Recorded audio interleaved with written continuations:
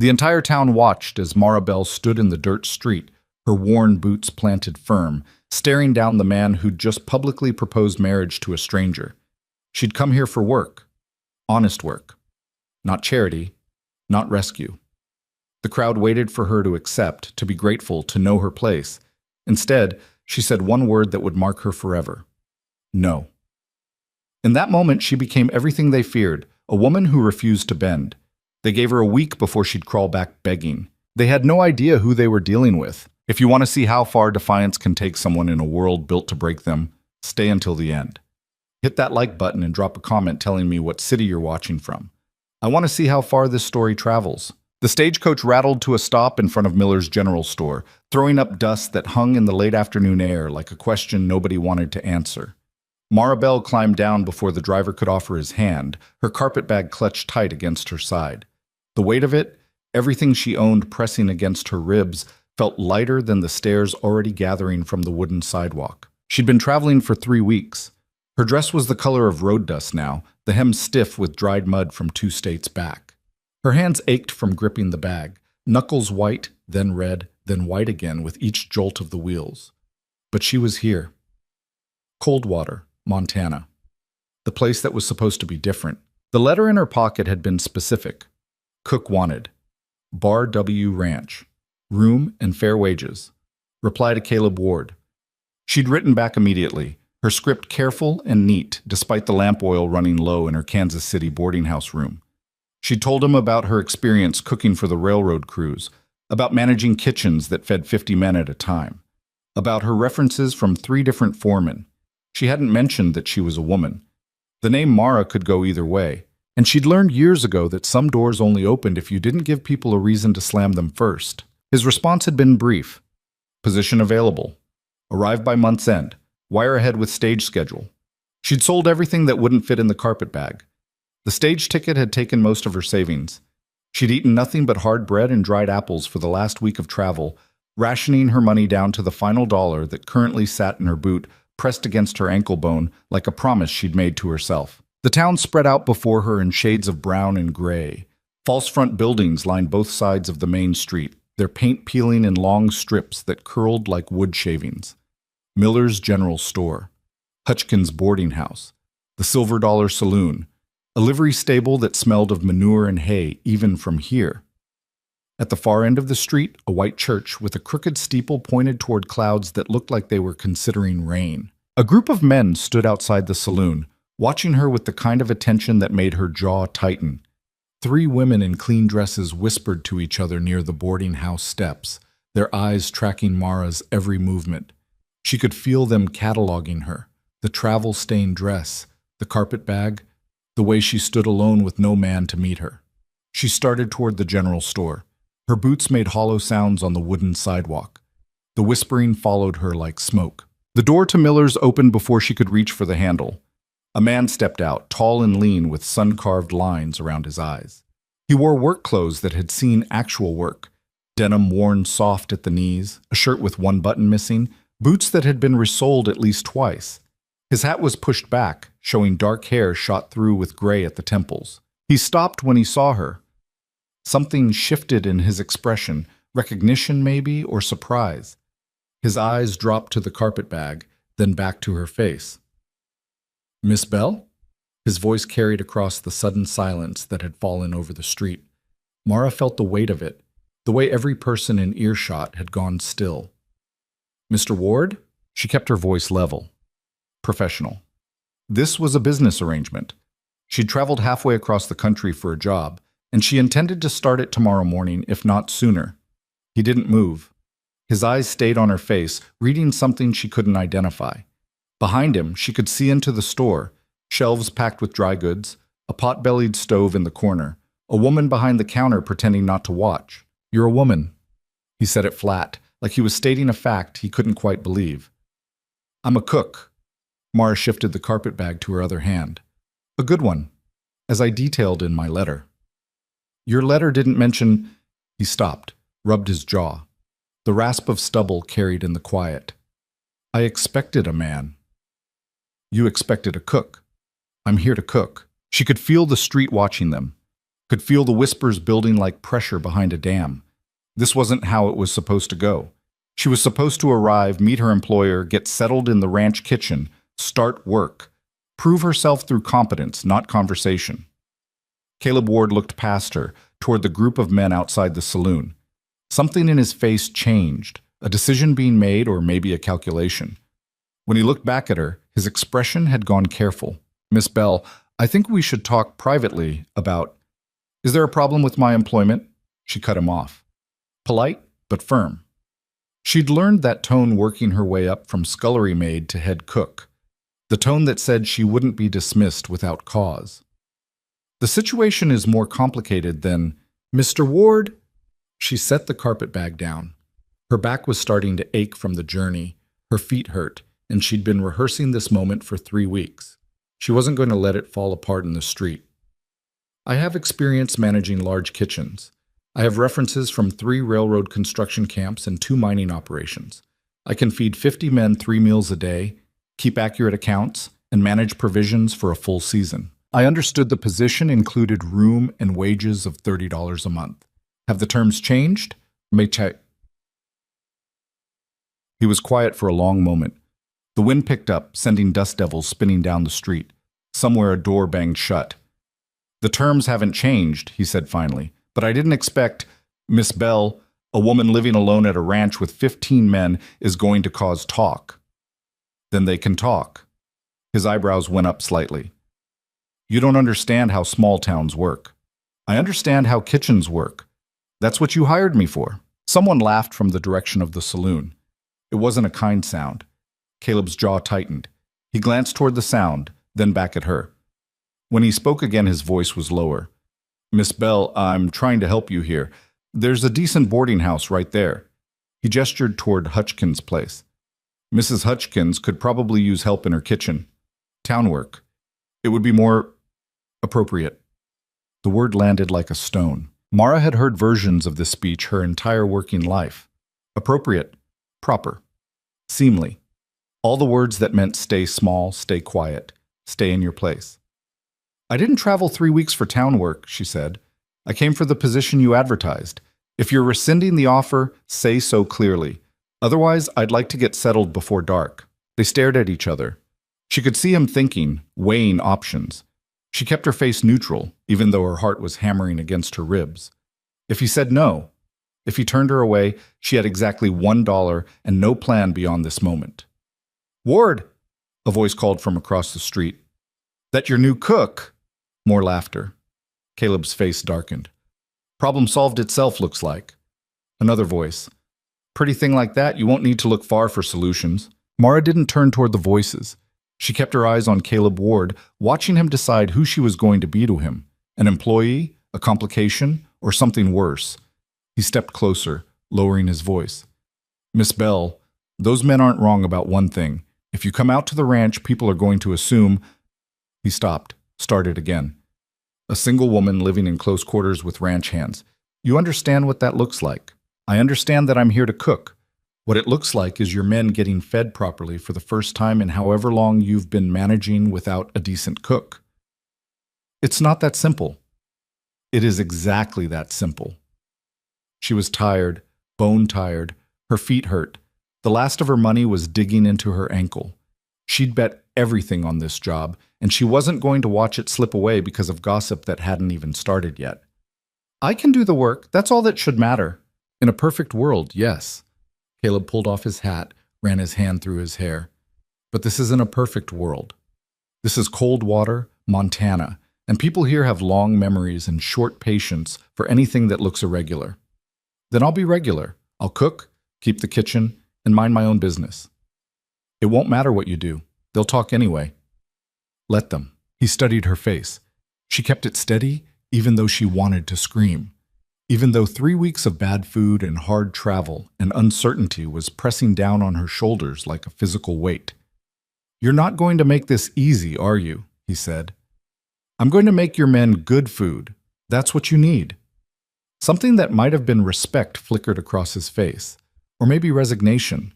It was hard to tell. "All right," he said, "but there's one way to make this work, one way that might—" He stopped, looked at her harder. How old are you? 28. Ever been married? The question hit like cold water. Mara's hands clenched. That's not relevant to my cooking. Miss Bell, I'm trying to find a solution that protects your reputation and mine. If we were, he stopped again, took a breath. If you were my wife, nobody could say anything. You'd have a proper place at the ranch. The men would respect that. And you'd have protection. The street had gone completely silent. Mara heard the words, understood them, felt them settle into the air between them like snow that was just starting to fall. He was proposing, offering marriage, to a woman he'd met 5 minutes ago, because her being his cook was too scandalous, but being his wife would somehow be acceptable. You're joking. Her voice came out flat. I'm practical. He held his hat in both hands now, turning it slowly. You need the position. I need a cook. This solves both problems. This creates about a dozen new ones. Does it? You'd have security, a home, respectability. I'd have someone running the kitchen who knows what they're doing. We could come to an arrangement. No. The word came out harder than she meant it, louder. She saw him flinch slightly. Miss Bell? No. She picked up her carpet bag. I came here for honest work, not charity, not rescue, not some arrangement where I trade my name for respectability. You're not thinking clearly. You just got off a 3-week stage journey. You're tired. Let's talk about this tomorrow when there's nothing to talk about. She could feel eyes on her from every direction now, the whole town watching this moment, cataloging it, preparing to discuss it over dinner and breakfast and every meal for the next month. I'm a cook. You advertised for a cook. Either I have the job as a cook or I don't have it at all. Caleb's face had gone still. You're making a mistake. That's my right. You don't understand what you're refusing. I understand perfectly. She met his eyes. You're offering me a cage with prettier bars. I've seen those before. I'm not interested. The silence stretched out. Someone coughed. A horse stamped in the livery stable. The wind pushed dust down the street in slow spirals. You won't last a week, Caleb said quietly. Without protection, without respectability, this town will eat you alive. Then I'll have a very educational week. She turned and walked toward Hutchkins' boarding house, her back straight, her grip on the carpet bag white-knuckled.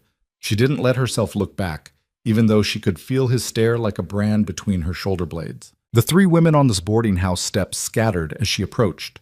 One of them, older, with iron gray hair pulled back so tight it looked painful, blocked the doorway. Mrs. Hutchkins? Mara kept her voice polite. I saw what just happened out there. The woman's eyes were chips of flint. Saw you refuse a decent proposal from a decent man. I'm looking for a room. I can pay. She could pay for maybe 3 nights if she was careful. After that, she'd figure something out. I run a respectable establishment. I don't house women who make spectacles of themselves in the street. I need a room just until I can make other arrangements. You had arrangements. You just turned them down in front of half the town. Mrs. Hutchkins crossed her arms. I won't have that kind of behavior under my roof. Won't have people thinking I encourage it. Mara felt something cold settle in her stomach. I'm willing to work. I can help in your kitchen in exchange for... I heard you're a cook. Heard you came all this way for ranch work. Heard you think you're too good for an honest proposal.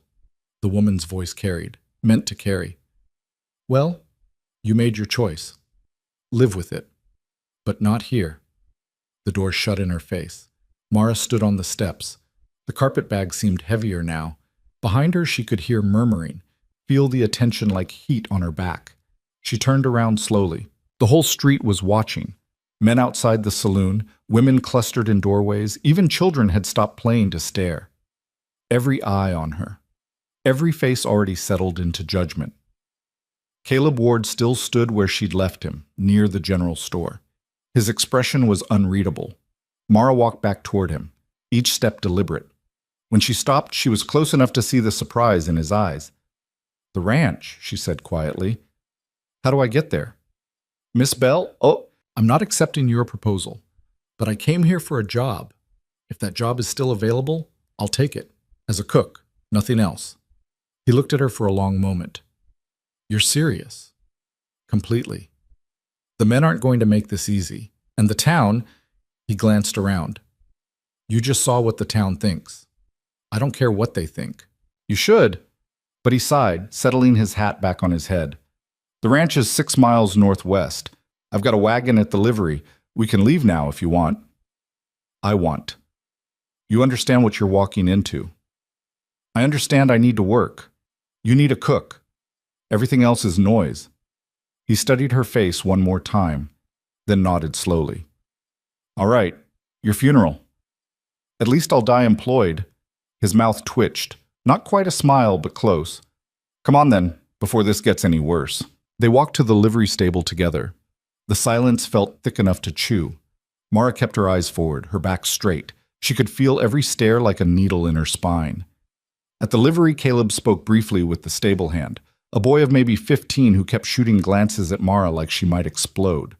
The wagon was brought around, a sturdy flatbed with space for supplies in the back. Caleb loaded her carpet bag next to several sacks of flour and a crate of canned goods. Up you go. He offered his hand to help her onto the seat. She took it. His palm was calloused, rough with work. He didn't hold on longer than necessary. The wagon rolled out of town slowly. Mara looked straight ahead, but she could see people watching from windows, doorways, the gaps between buildings, storing this moment away, preparing their versions of the story. Did you see? Refused him flat out. What kind of woman travels alone like that, living with all those men? She'll be back in a week, mark my words. The voices followed them to the edge of town, then faded into the sound of wheels on dirt and the rhythmic clopping of the horses' hooves. They rode in silence for the first mile. The landscape opened up around them, rolling grassland interrupted by stands of pine, mountains rising blue in the distance. The sky was enormous here, bigger than any sky Mara had ever seen. It made her feel small and exposed at the same time. You're making a mistake, Caleb said finally. He didn't look at her. I meant that. About the town. You said that already. It's worth repeating. These people, they're not cruel exactly, but they're afraid of anything different, anything that disrupts the order they understand. I'm just a cook. You're a single woman refusing marriage to take work that puts you alone with men. That's not just anything around here. Mara watched the horizon. In Kansas City, I managed a kitchen that fed railroad crews, 50 men a day. Some of them fresh off the boat, speaking 6 different languages. Some of them hadn't seen a woman in months. You know how many of them bothered me? How many? Once, one man, one time. She kept her voice level. I broke his wrist with a cast iron pan. After that, everybody was very respectful. Caleb made a sound that might have been a laugh or a cough. The ranch hands aren't railroad workers. People are people. They'll test boundaries. I'll set them. We'll reach an understanding. You sound very sure of yourself. I'm sure of what I can do. The rest is just noise. They rode another mile before he spoke again. Why ranch work? You could have stayed in the city, found something safer. Safer doesn't always mean better. That's not an answer. Mara was quiet. The question touched something she didn't usually let people see. The real reason she'd jumped at this opportunity. Why she'd spent her last dollar getting here. I'm tired of walls, she said finally. Tired of kitchens that look out on brick buildings and coal smoke. Tired of going to sleep with the sound of the city pressing in from every side. She gestured at the landscape around them. This is different, open, quiet. It's also isolated, brutal in winter, unforgiving. So was the city. At least here I can see the horizon. He glanced at her. You're running from something. I'm running toward something. There's a difference. Not much of one. They crested a rise and the ranch came into view. It wasn't much, a main house, a bunkhouse, a barn that had seen better days, several corrals, a chicken coop. Everything looked weathered, functional, built for purpose rather than appearance. Smoke rose from the bunkhouse chimney in a thin gray line. Home, Caleb said. There was something in his voice that might have been pride or resignation. Bar W Ranch, 20,000 acres of possibility and problems. As they got closer, Mara could see men moving around the yard. They stopped when they spotted the wagon, watching it approach with the same attention the town had given her earlier. Caleb pulled up near the main house. The men drifted closer.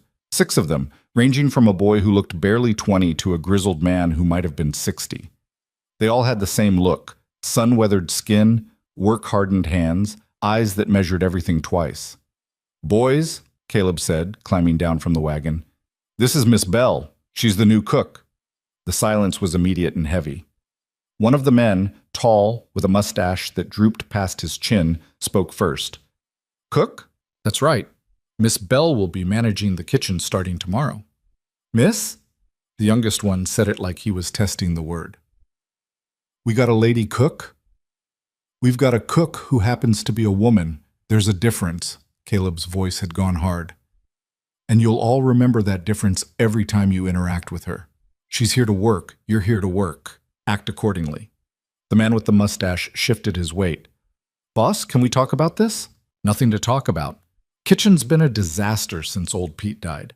Miss Bell has experience feeding crews twice our size. She starts tomorrow." He turned to help Mara down from the wagon. She didn't wait for his hand. Climbed down herself, landing with a small thud in the dirt. Picked up her carpet bag. The men stared. She stared back. "Miss Bell," Caleb said, "I'll show you the kitchen and your quarters. Men, get back to work. We've got fence to mend before dark." He led her toward the main house. It was larger up close, 2 stories, with a wide porch that wrapped around 3 sides. The wood was gray with age, but solid. Everything here looked solid, built to last. Inside, the house was simple. A large main room with a stone fireplace, stairs leading up, doors opening to other rooms. And through an archway, the kitchen. It was bigger than she expected. A cast-iron stove dominated one wall, with plenty of counter space and shelving. A large table in the center, scarred with knife marks and water stains, but sturdy. Windows that looked out on the yard. A door that led to what she assumed was a pantry. "It's not fancy," Caleb said. "It's functional. That's better." She set her carpet bag down and moved through the space, cataloging everything. The stove was old but well-maintained. The shelves were dusty. The counter needed a good scrubbing. There were pots and pans hanging from hooks, but they looked like they hadn't been properly cleaned in weeks. "What happened to old Pete?" she asked. "Heart gave out 3 months ago. We've been managing on our own since then. Badly." Caleb leaned against the doorframe. "Men can work cattle, mend fence, break horses. Can't cook worth a damn. We've been living on beans and hardtack and whatever doesn't poison us." Mara opened the pantry door. It was chaos inside. Sacks of flour and rice stacked haphazardly, canned goods without organization, what looked like an old ham hanging from a hook that might have been there since the previous century. "I'll need supplies," she said. "Good supplies. Not whatever's cheapest. Make a list. We go to town once a month for provisions. I'll need more than that at first, to get organized. Make the list anyway. We'll figure it out." She turned to face him. "And the men? Are they going to be a problem?" "Probably." He said it honestly. "They're not bad men, but they're set in their ways. Having a woman here is going to upset the balance. I'm not here to balance anything. I'm here to cook." "You keep saying that like it makes everything simple." "It does," he sighed. "Your quarters are upstairs, second door on the left. It's small but private. You'll have your own space, separate from the men." "Good. Miss Bell—" He stopped, started again. "What happened in town today? That's going to follow you here. The men are going to hear about it. They're going to have opinions." "Let them have opinions. As long as they eat what I cook and treat me with basic respect, we'll be fine. And if they don't?" She met his eyes. "Then I'll handle it. Same way I always have." He held her gaze for a moment, then nodded. "All right, supper is at 6, breakfast at 5. Lunch you can pack for them to take out to wherever they're working. Think you can manage that by tomorrow?" "I can manage it by tonight if you want." "Tomorrow's fine. Get settled first." He pushed off from the doorframe. "I need to check on the men. You know where to find me if you need anything." He left. Mara stood alone in the kitchen. Through the window, she could see the men working in the yard, their movements slow and deliberate. One of them glanced toward the house, then quickly away. She picked up her carpet bag and climbed the stairs. The second door on the left opened into a small room with a narrow bed, a dresser, and a window that looked out toward the mountains. The floor was bare wood. The walls were plain. There was a hook on the back of the door for hanging clothes. It was the nicest room she'd had in 3 years. Mara set the carpet bag on the bed and sat down beside it. The mattress was thin but clean. The whole room smelled faintly of pine and dust. She pulled off her boots. Her feet ached. Her back ached. Everything ached. The dollar bill was still in her boot, damp with sweat. She smoothed it out and set it on the dresser. $1. A job that might last. A room of her own. And a town full of people waiting for her to fail. She stood up and walked to the window. The sun was lower now, painting the grasslands gold. In the distance, she could see cattle moving slowly across the range. The mountains rose like promises on the horizon. This place was beautiful, harsh and beautiful, and completely indifferent to whether she succeeded or failed. She liked that. Liked that her worth here would be measured in results, not reputation. In what she could do, not what people thought of her. The town could talk. The men could doubt. It didn't matter. She was here to work. And work was the one thing she'd always known how to do. Mara turned from the window and started unpacking. She had exactly 4 dresses, all variations of the same practical design. 2 pairs of stockings, 1 extra pair of boots, a hairbrush, a small Bible her mother had given her years ago that she hadn't opened in months. And wrapped in cloth at the bottom, her knives. She lifted them out carefully. 6 knives, each one chosen for a specific purpose, each one kept sharp enough to shave with. These were her real tools, her real weapons. She set them on the dresser in a row. Tomorrow she'd start proving why she'd traveled 3 weeks for this job. Tomorrow she'd show these men what a real cook could do. But tonight she stood at the window and watched the sun set over land that didn't care about her past, her reputation, or her name. Land that would judge her only by what she could make of this moment. And that was all she'd ever wanted. A chance. Mara woke at 4:30, habit pulling her from sleep before the sun could break the horizon. The room was cold enough that her breath made small clouds in the darkness. She dressed quickly, layering her warmest dress over 2 petticoats, her fingers clumsy with the buttons. The house was silent around her, that particular quality of quiet that comes just before a place wakes up. She took her knives downstairs. The kitchen was darker than her room, the windows showing nothing but black. She found matches on a shelf and lit 2 oil lamps, their glow pushing back the shadows. The stove was cold. She opened it, checking the firebox. Someone had banked coals the night before, probably Caleb, and they were still alive beneath the ash. She added kindling, blew gently until flames caught, then loaded in larger pieces of wood. While the stove heated, she explored the pantry properly. What she'd seen yesterday was worse in detail. Flour sacks stored directly on the dirt floor, already showing signs of moisture damage. Rice that hadn't been sealed, probably attracting mice. The ham hanging from the hook was so old it had gone black, definitely beyond salvaging. She pulled it down and set it aside. The canned goods were in better shape, at least. Tomatoes, peaches, beans, some condensed milk. She found eggs in a basket that needed cleaning, and when she checked them against the lamp, most were still good.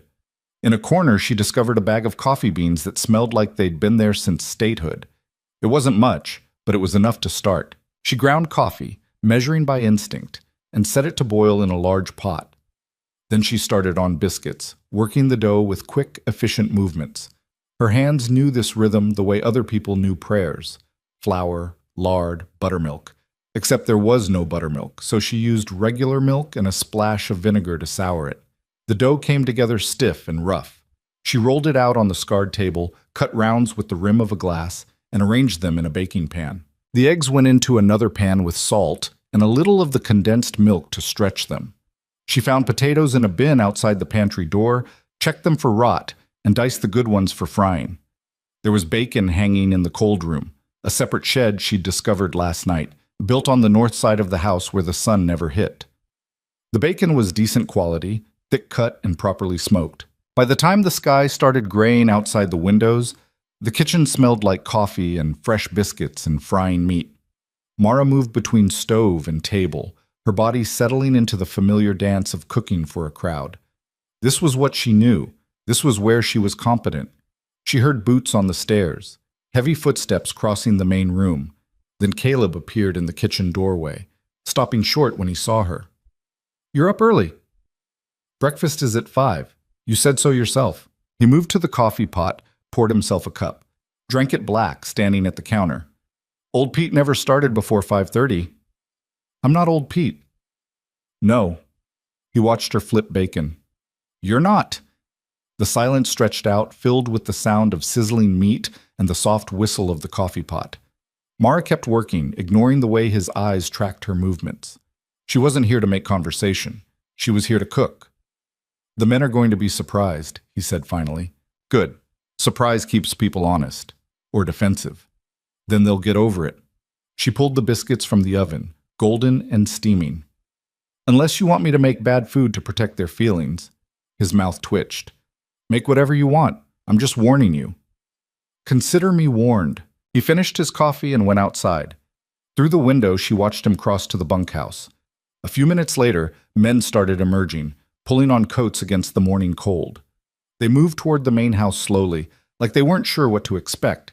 Mara set plates on the table, arranged the biscuits in a basket, put out butter she'd found in the cold room, honey in a jar, the bacon on a platter. The eggs went into a serving bowl, the potatoes into another, coffee cups lined up along the counter. The door opened. The men filed in, 6 of them plus Caleb. They stopped when they saw the table. Jesus, someone said softly. Sit down, Mara said, before it gets cold. They sat slowly, eyeing the food like it might be a trick. The man with the drooping mustache, she'd heard Caleb call him Dutch, reached for a biscuit first, split it open. Steam rose from the soft interior.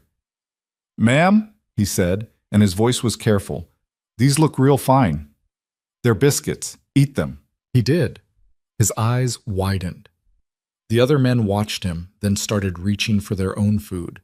For a few minutes, the only sound was eating, the clink of forks on plates, the scrape of knives through butter, the satisfied silence of men getting a decent meal for the first time in months.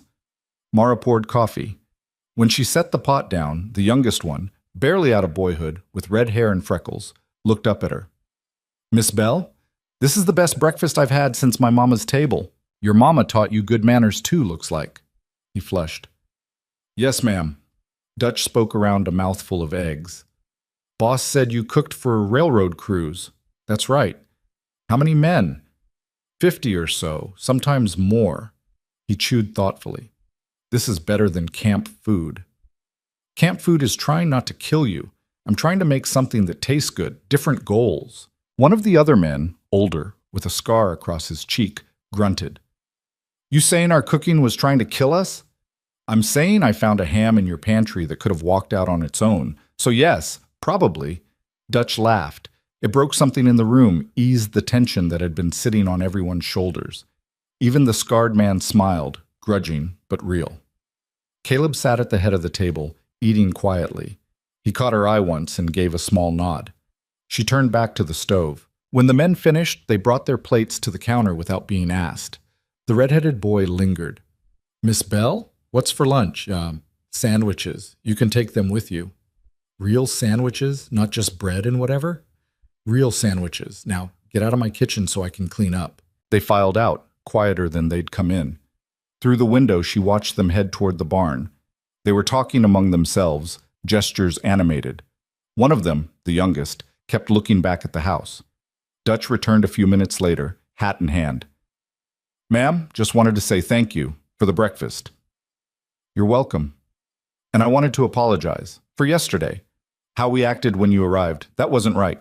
Mara turned to face him. His expression was genuine, uncomfortable with the apology, but meaning it anyway. You were surprised, she said. I understand that. Still wasn't right. He shifted his weight. We've been without proper meals for a while. Makes a man forget his manners. Won't happen again. Good. He nodded once and left. Mara cleaned the kitchen with the same efficiency she'd cooked. Dishes washed and stacked, table scrubbed, floor swept. By the time she finished, the sun was fully up, painting the yard in long shadows. She made the sandwiches, thick slices of bread, leftover bacon, the last of the eggs fried fresh, wrapped each one in cloth, and packed them in a basket. Caleb came for them just before the men headed out to work. They're talking about you, he said. I'd be worried if they weren't. No, I mean, they're impressed. Dutch said it's the first time in 3 months he hasn't felt hungry by mid-morning. Good. Hungry men work poorly. Miss Bell. He picked up the basket. I know I said this yesterday, but I'm saying it again. Thank you for taking the job, he gestured vaguely. All of this. You're paying me. That's thanks enough. Still, I know it wasn't easy, coming here dealing with the town. Mara met his eyes. The town doesn't matter. This does. The work matters. He studied her face for a moment. You really believe that, don't you? I have to. He left with the sandwiches. Mara watched from the window as the men mounted up and rode out, heading toward whatever section of fence needed mending today. The ranch felt empty without them, the silence pressing in from all sides. She went back to the pantry and started taking inventory, made a list of what they had, what they needed, what was salvageable, and what needed to be thrown out. The work filled the morning, kept her hands busy and her mind focused. Around noon, she heard a wagon approach. She looked out to see a small buckboard pulling into the yard, driven by a girl of maybe 12 or 13, dark hair pulled back in a braid, a dress that was too short in the sleeves like she'd grown faster than her clothes could keep up. The girl climbed down and walked to the kitchen door, knocked softly. Mara opened it. Can I help you? Are you Miss Bell? The girl's voice was quiet, uncertain. I am. I'm Elsie. Elsie Ward, Mr. Ward's daughter. Mara blinked. Caleb hadn't mentioned a daughter. Hadn't mentioned any family at all. Does your father know you're here? He knows. I live in town with Mrs. Hutchkins during the week. Come out weekends to help with the house. Elsie twisted her hands in her apron. He asked me to bring you these. She held out a basket. Inside were fresh vegetables, carrots, turnips, some early lettuce. Real food, not canned goods or dried staples. Mrs. Hutchkins grows them, Elsie said. Pa trades for them sometimes. That's kind of him. Mara took the basket. And kind of you to bring them. The girl's face brightened slightly. Would it be all right if I came inside just for a minute? Mara stepped back. Of course. Elsie entered like she was walking into church, eyes wide as she took in the clean kitchen. It looks different, smells different. I cleaned. Old Pete never cleaned much, said it was a waste of time when it'd just get dirty again. She moved to the table, ran her hand across the scrubbed surface. Pa said you made biscuits this morning, said the men couldn't stop talking about them. They were hungry, makes everything taste better. Could you? Elsie stopped, started again. Could you teach me how to make them? Mara set the basket down. You don't know how to make biscuits? Mrs. Hutchkins says I'm too clumsy, says I waste ingredients. She doesn't let me do much cooking. There was something in the girl's voice, a careful blankness that Mara recognized from her own youth, the sound of someone who'd been told too many times that they weren't good enough. Biscuits are easy, Mara said. You have time now. Elsie's whole face changed. Really? You'd show me? Why not? Come on. They worked together at the table, Mara talking through each step. Flour, lard, milk. The right consistency for the dough. Not too wet, not too dry. How to fold it gently so the biscuits stayed tender. Elsie listened with complete focus, her hands following Mara's instructions carefully. Mrs. Hutchkins says my hands are too heavy, she said as she worked the dough. Your hands are fine. You're just thinking too much. Baking isn't about being perfect. It's about understanding what the dough needs. How do you know what it needs? Practice, time, paying attention to how it feels. They cut the biscuits and slid them into the oven. While they baked, Elsie cleaned up without being asked, moving around the kitchen like she was trying not to take up too much space. Miss Bell, can I ask you something? Go ahead. Why did you come here? To the ranch? Mara considered the question. I needed work. Your father needed a cook. But you could have stayed in town. Mrs. Hutchkins said... She stopped. What did Mrs. Hutchkins say? Elsie's face went pink. Nothing. I shouldn't repeat gossip. It's all right. I know what people are saying. It's not fair. The words came out fierce, surprising both of them. What they're saying about you. You just wanted to work. That's not wrong. Some people think it is. Well, they're stupid. Mara smiled despite herself. Careful. That's dangerous talk. I don't care. I'm tired of people in this town thinking they know everything about everyone. Elsie's hands clenched in her apron. They think I don't hear what they say. About Pa. About my mother leaving. About how he can't manage things on his own. They whisper, but they want me to hear, want me to know they're talking. Your mother left? 4 years ago. Just left one day, took the morning stage and never came back. Elsie's voice had gone flat. Pa doesn't talk about it. Mrs. Hutchins says it's because she couldn't handle ranch life. Says some women aren't built for it. Mara checked the biscuits, pulling them from the oven when they'd turned golden. And what do you think? I think... Elsie stopped. I don't know. I was 9. I just remember waking up and she was gone. Pa had to scramble to find someone to watch me. That's how I ended up with Mrs. Hutchins. Do you like living with her? The girl's silence was answer enough. Mara split one of the hot biscuits, buttered it, and handed it to Elsie. Try this. Elsie took a bite. Her eyes widened. I made this? You did. It's good. It's really good. Because you followed the steps, paid attention. That's all cooking is. They ate in comfortable silence. Outside, the shadows were lengthening. Elsie kept glancing at the window, tracking the sun's position. I should get back, she said finally. Mrs. Hutchins doesn't like it when I'm late for supper.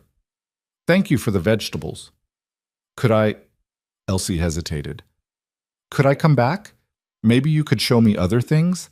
I promise I won't be a bother. You're not a bother. Come whenever you want. The girl's smile was sudden and bright. She gathered her shawl and headed for the door, then stopped. Miss Bell? What they said in town about you not lasting a week. They're wrong. I can tell. How can you tell? Because you're still here. After Elsie left, Mara stood in the empty kitchen. The day's work was done. Breakfast made, lunch packed, dinner preparations started. Everything clean and organized. The kind of day she'd had 1,000 times before in a dozen different kitchens. But something felt different. The conversation with Elsie had cracked something open, not in the girl, but in Mara herself.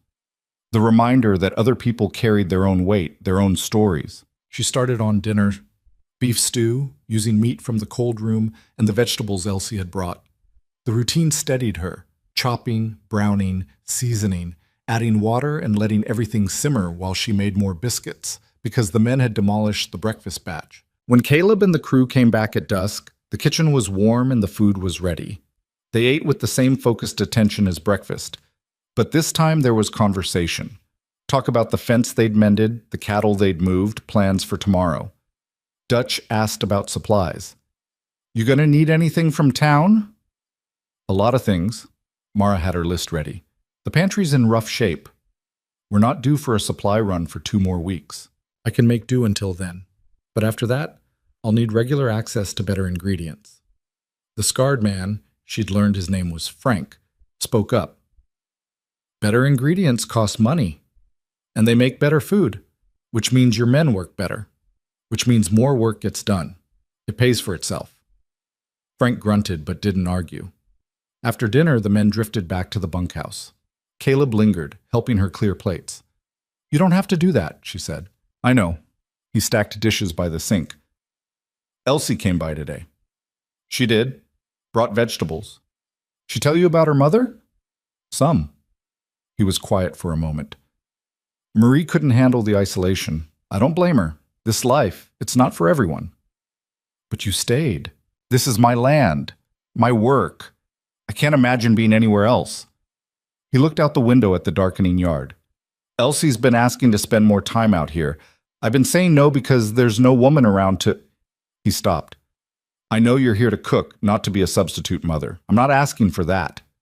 She's a good kid. She is. Smart. Capable.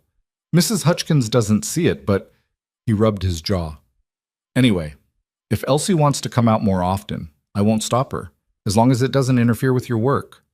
It won't. Good. He headed for the door, then paused. The men are settling in, accepting you. That's good. But the town, I know. Do you? Because word's going to spread about you being here, about the situation, and people are going to make it ugly. Let them. You keep saying that like it doesn't bother you. Mara turned to face him fully. Mr. Ward, I've been working since I was 14 years old. I've been a scullery maid, a kitchen assistant, a cook's helper, and finally a head cook. Every step of the way, someone told me I couldn't do it, that I wasn't strong enough, smart enough, respectable enough. And every step of the way, I proved them wrong by doing the work. This is different. No, it's exactly the same. People talk because they need something to talk about. My job is to feed your men and keep this kitchen running. Everything else is noise. He studied her face in the lamplight.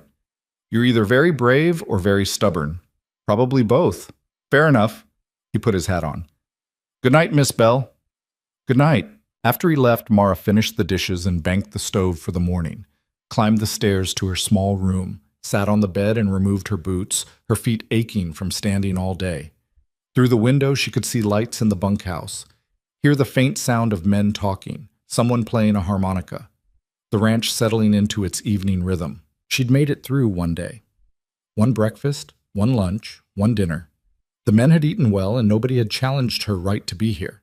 It was a start. The next few days fell into a pattern. Up before dawn, cooking breakfast, packing lunches, preparing dinner. The men came to expect her in the kitchen, stopped looking surprised when they found hot coffee waiting and food that actually tasted good. Dutch started bringing her eggs from the henhouse without being asked. The red-headed boy, his name was Tommy, began splitting firewood for the stove each evening. But on the fourth day, when Caleb came back from a trip to town for salt and lamp oil, his face was tight. What happened? Mara asked. Nothing you need to worry about. That means it's about me. He set the supplies on the counter. Mrs. Hutchkins is spreading stories about you living here with the men. She's got half the church ladies convinced you're... He stopped. Convinced I'm what? A woman of poor character. She's saying you refused an honest proposal to pursue an improper arrangement. Her words, not mine. Mara's hand stilled on the bread she was kneading. And what did you say? I told her she was wrong, that you're here to cook and nothing else, that her gossip was uncharitable and false. I bet that went over well. She suggested I was being deceived by a woman of loose morals. Then she suggested I think about Elsie's reputation, having you around. Mara's jaw tightened. Elsie has nothing to do with this. I know that. You know that. Mrs. Hutchkins sees it differently. He pulled off his hat, ran his hand through his hair. She's threatening to refuse to keep Elsie during the week unless I send you away. The bread dough tore under Mara's hands. She looked down at it, forced herself to breathe slowly. Then send me away. What? If keeping me here costs Elsie her place in town, send me away. Find another cook. I'm not doing that. Why not? You said it yourself. Elsie needs someone during the week. You can't manage having her here and running the ranch. Miss Bell, I'm serious. I won't be the reason a child gets hurt. Caleb's voice went hard. You're not the reason. Mrs. Hutchkins is. She's using Elsie as leverage to control what happens on my ranch. He set his hat down with force. I'm not giving her that power. So what are you going to do? Bring Elsie out here, full time. You just said you can't manage that. I said I couldn't before. Now you're here. He met her eyes. If you're willing. I'm not asking you to raise her. Just be another adult in the house, someone she can talk to, learn from. People will say that makes it worse. A young girl living in a house with a woman they've already condemned. Let them say it. He echoed her own words back to her. Everything else is noise, right? Mara looked at him for a long moment. You're sure? I'm sure I'm tired of that woman dictating how I run my life. I'm sure Elsie's been unhappy in town for months, and I'm sure you're the best cook we've had in 5 years, and I'm not losing that because of gossip. The town's going to make this uglier. Probably. Can you handle it? Can you? His smile was grim. Guess we'll find out together. He brought Elsie home the next day. She arrived with a small trunk of belongings and eyes that were red from crying, though she wouldn't say why. Just hugged her father hard and then went upstairs to the room Mara had helped prepare, the one across from Mara's own. That night at dinner, Caleb made the announcement to the men. Elsie's going to be living here full-time now. I expect the same respect for her that you show Miss Bell. Understood? The men nodded. Dutch smiled at Elsie. Welcome home, little miss. Elsie's answering smile was small but genuine. After dinner, she helped Mara with the dishes. They worked in silence for a while, Elsie washing while Mara dried. Mrs. Hutchkins said terrible things about you, Elsie said finally, at church, in front of everyone. I figured. She said you were corrupting Pa. Corrupting me by association. She said a decent woman would have taken the proposal and been grateful. And what do you think? Elsie scrubbed a plate viciously. I think she's a mean old woman who likes making people feel small. I think she was happy having me there so she could feel like she was doing charity. And I think, her voice cracked, I think she only kept me because it gave her an excuse to keep tabs on Pa, to feel important. Mara set down the dish towel and turned to face the girl. What did she say to make you cry? She said if I came back here, I'd end up just like you, alone and desperate and willing to do anything for a place to sleep. Elsie's hands were shaking. She said no decent man would ever want to marry me if I stayed. Elsie. But I don't care. The words burst out fierce. I don't want to be like her. I don't want to spend my whole life judging people and finding them lacking.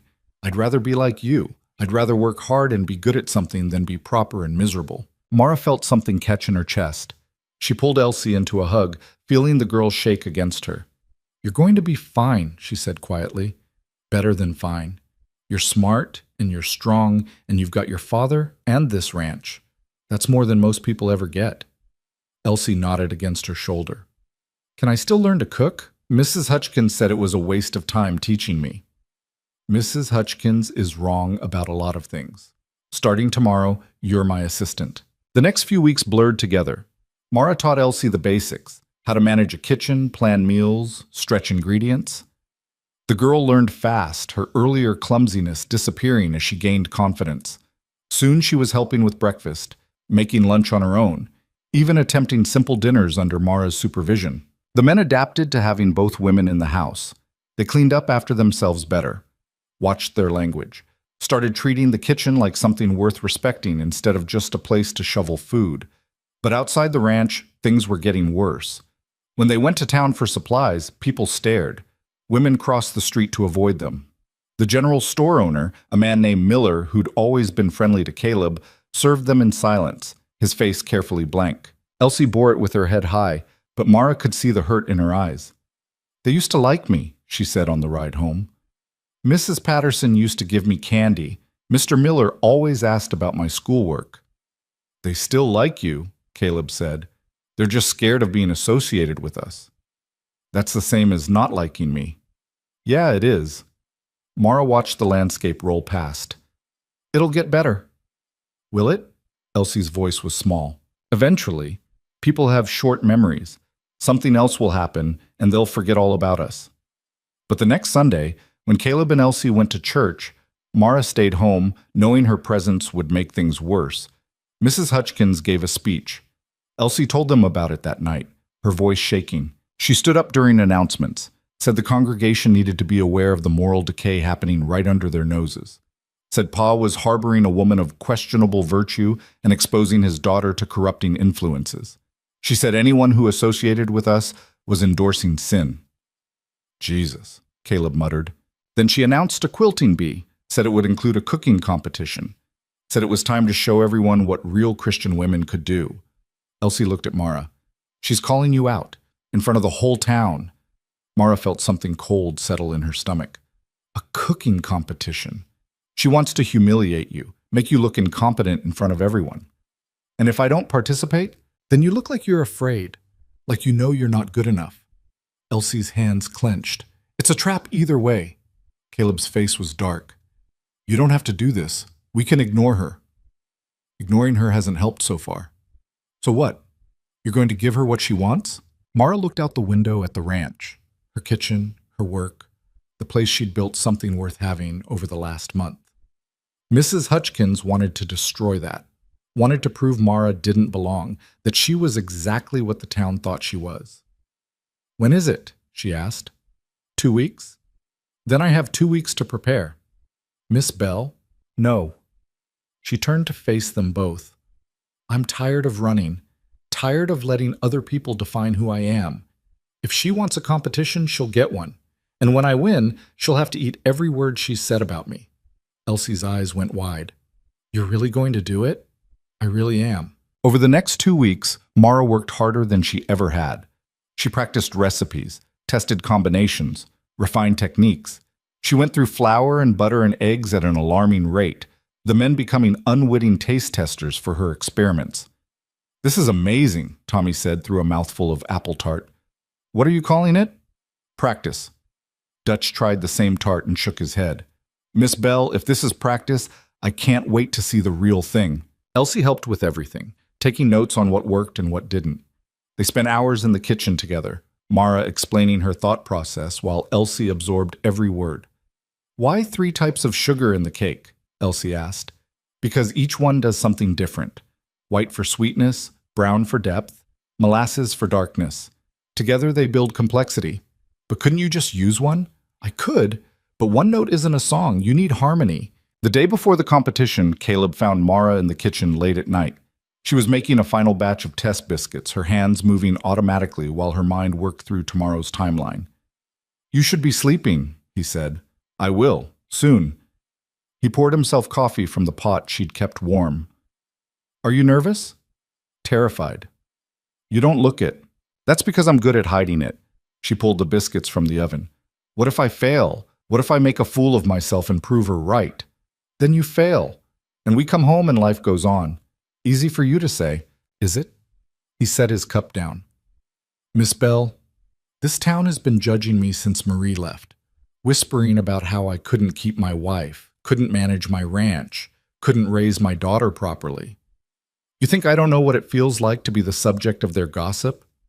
Mara looked at him, really looked, saw the tiredness around his eyes, the weight he carried in his shoulders. But you're still here, she said. So are you. He met her gaze. That's the thing about stubborn people. We don't quit just because things get hard. We dig in deeper. Is that what we are? Stubborn? Among other things. He smiled slightly.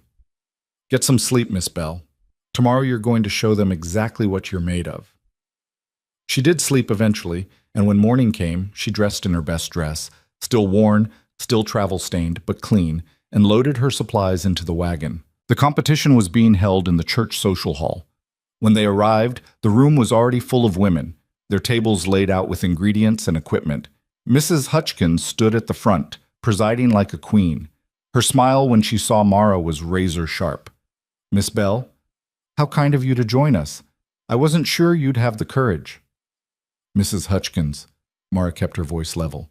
Thank you for the invitation. Oh, it wasn't an invitation, more of a challenge.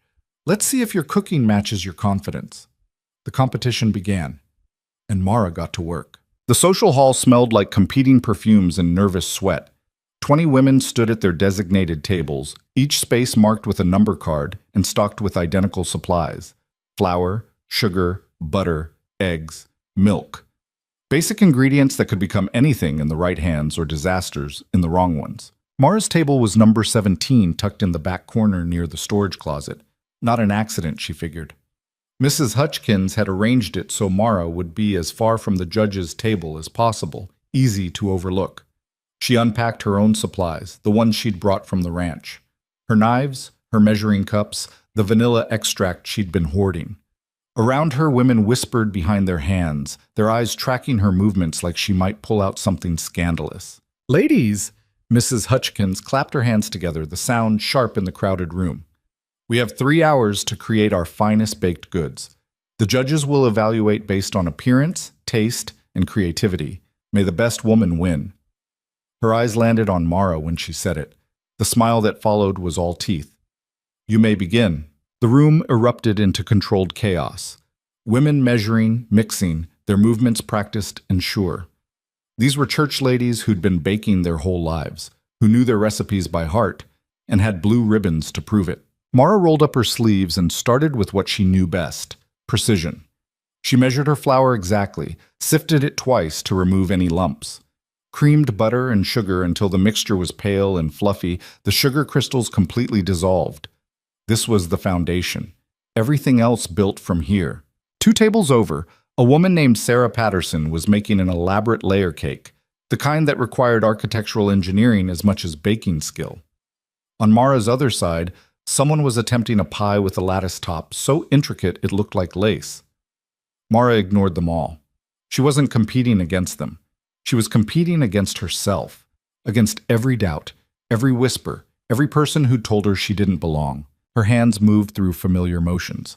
Eggs cracked and separated cleanly. Dry ingredients folded into wet with gentle precision. She was making a simple pound cake, the kind that seemed easy until you tried it. Too much mixing and it turned tough. Too little and it didn't rise properly. The timing had to be perfect. While the cake baked, she started on her second dish, biscuits. But not the simple ones she made for breakfast. These were butter-layered, folded and refolded until they'd rise in delicate, flaky sheets. She worked the dough carefully, keeping everything cold, her movements quick and efficient. Ambitious, Mrs. Hutchkins appeared beside her table like a circling hawk. 2 dishes. Most women struggle with 1. I'm not most women. No, you're certainly not. The older woman's eyes swept across Mara's workspace. Tell me, Miss Bell, do you think cooking skill makes up for moral deficiency?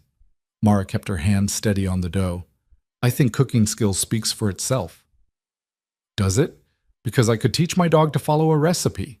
What separates a true lady from someone merely competent is character, refinement, the ability to know one's place. My place is in the kitchen, same as yours. Mrs. Hutchkins' smile went brittle. Is that what you tell yourself? That we're the same? No, ma'am. We're very different. I cook because I'm good at it. You cook because you need people to see you doing it. The color drained from Mrs. Hutchkins' face, then flooded back in angry red. How dare you? Ladies, please. One of the judges approached, a thin man with spectacles who looked deeply uncomfortable. This is a friendly competition. Of course. Mrs. Hutchkins smoothed her apron. I was simply welcoming our newest participant. She swept away, her back rigid with fury. The judge gave Mara a nervous look and scurried after her. Elsie appeared at Mara's elbow, her eyes wide. That was amazing. Did you see her face? I shouldn't have said that. Why not? It was true. True doesn't always mean smart. Mara checked her cake through the oven's window, rising properly, the top just starting to brown. Hand me that cooling rack. They worked together in efficient silence, Elsie anticipating what Mara needed before she asked for it. When the cake came out perfectly golden and fragrant, several nearby women stopped to look. Smells good, Sarah Patterson admitted grudgingly. Thank you. Won't be enough to beat my layers, though. I've won this competition 3 years running. Then you've got nothing to worry about. Sarah's smile was uncertain, like she couldn't tell if she was being mocked. She returned to her own table, her movements a touch more frantic than before. The biscuits went into the oven. Mara used the waiting time to make a simple glaze for the cake, powdered sugar, vanilla, just enough milk to thin it. Nothing fancy. Let the cake itself shine through. Across the room, Mrs. Hutchkins was assembling something that looked like a cathedral made of pastry.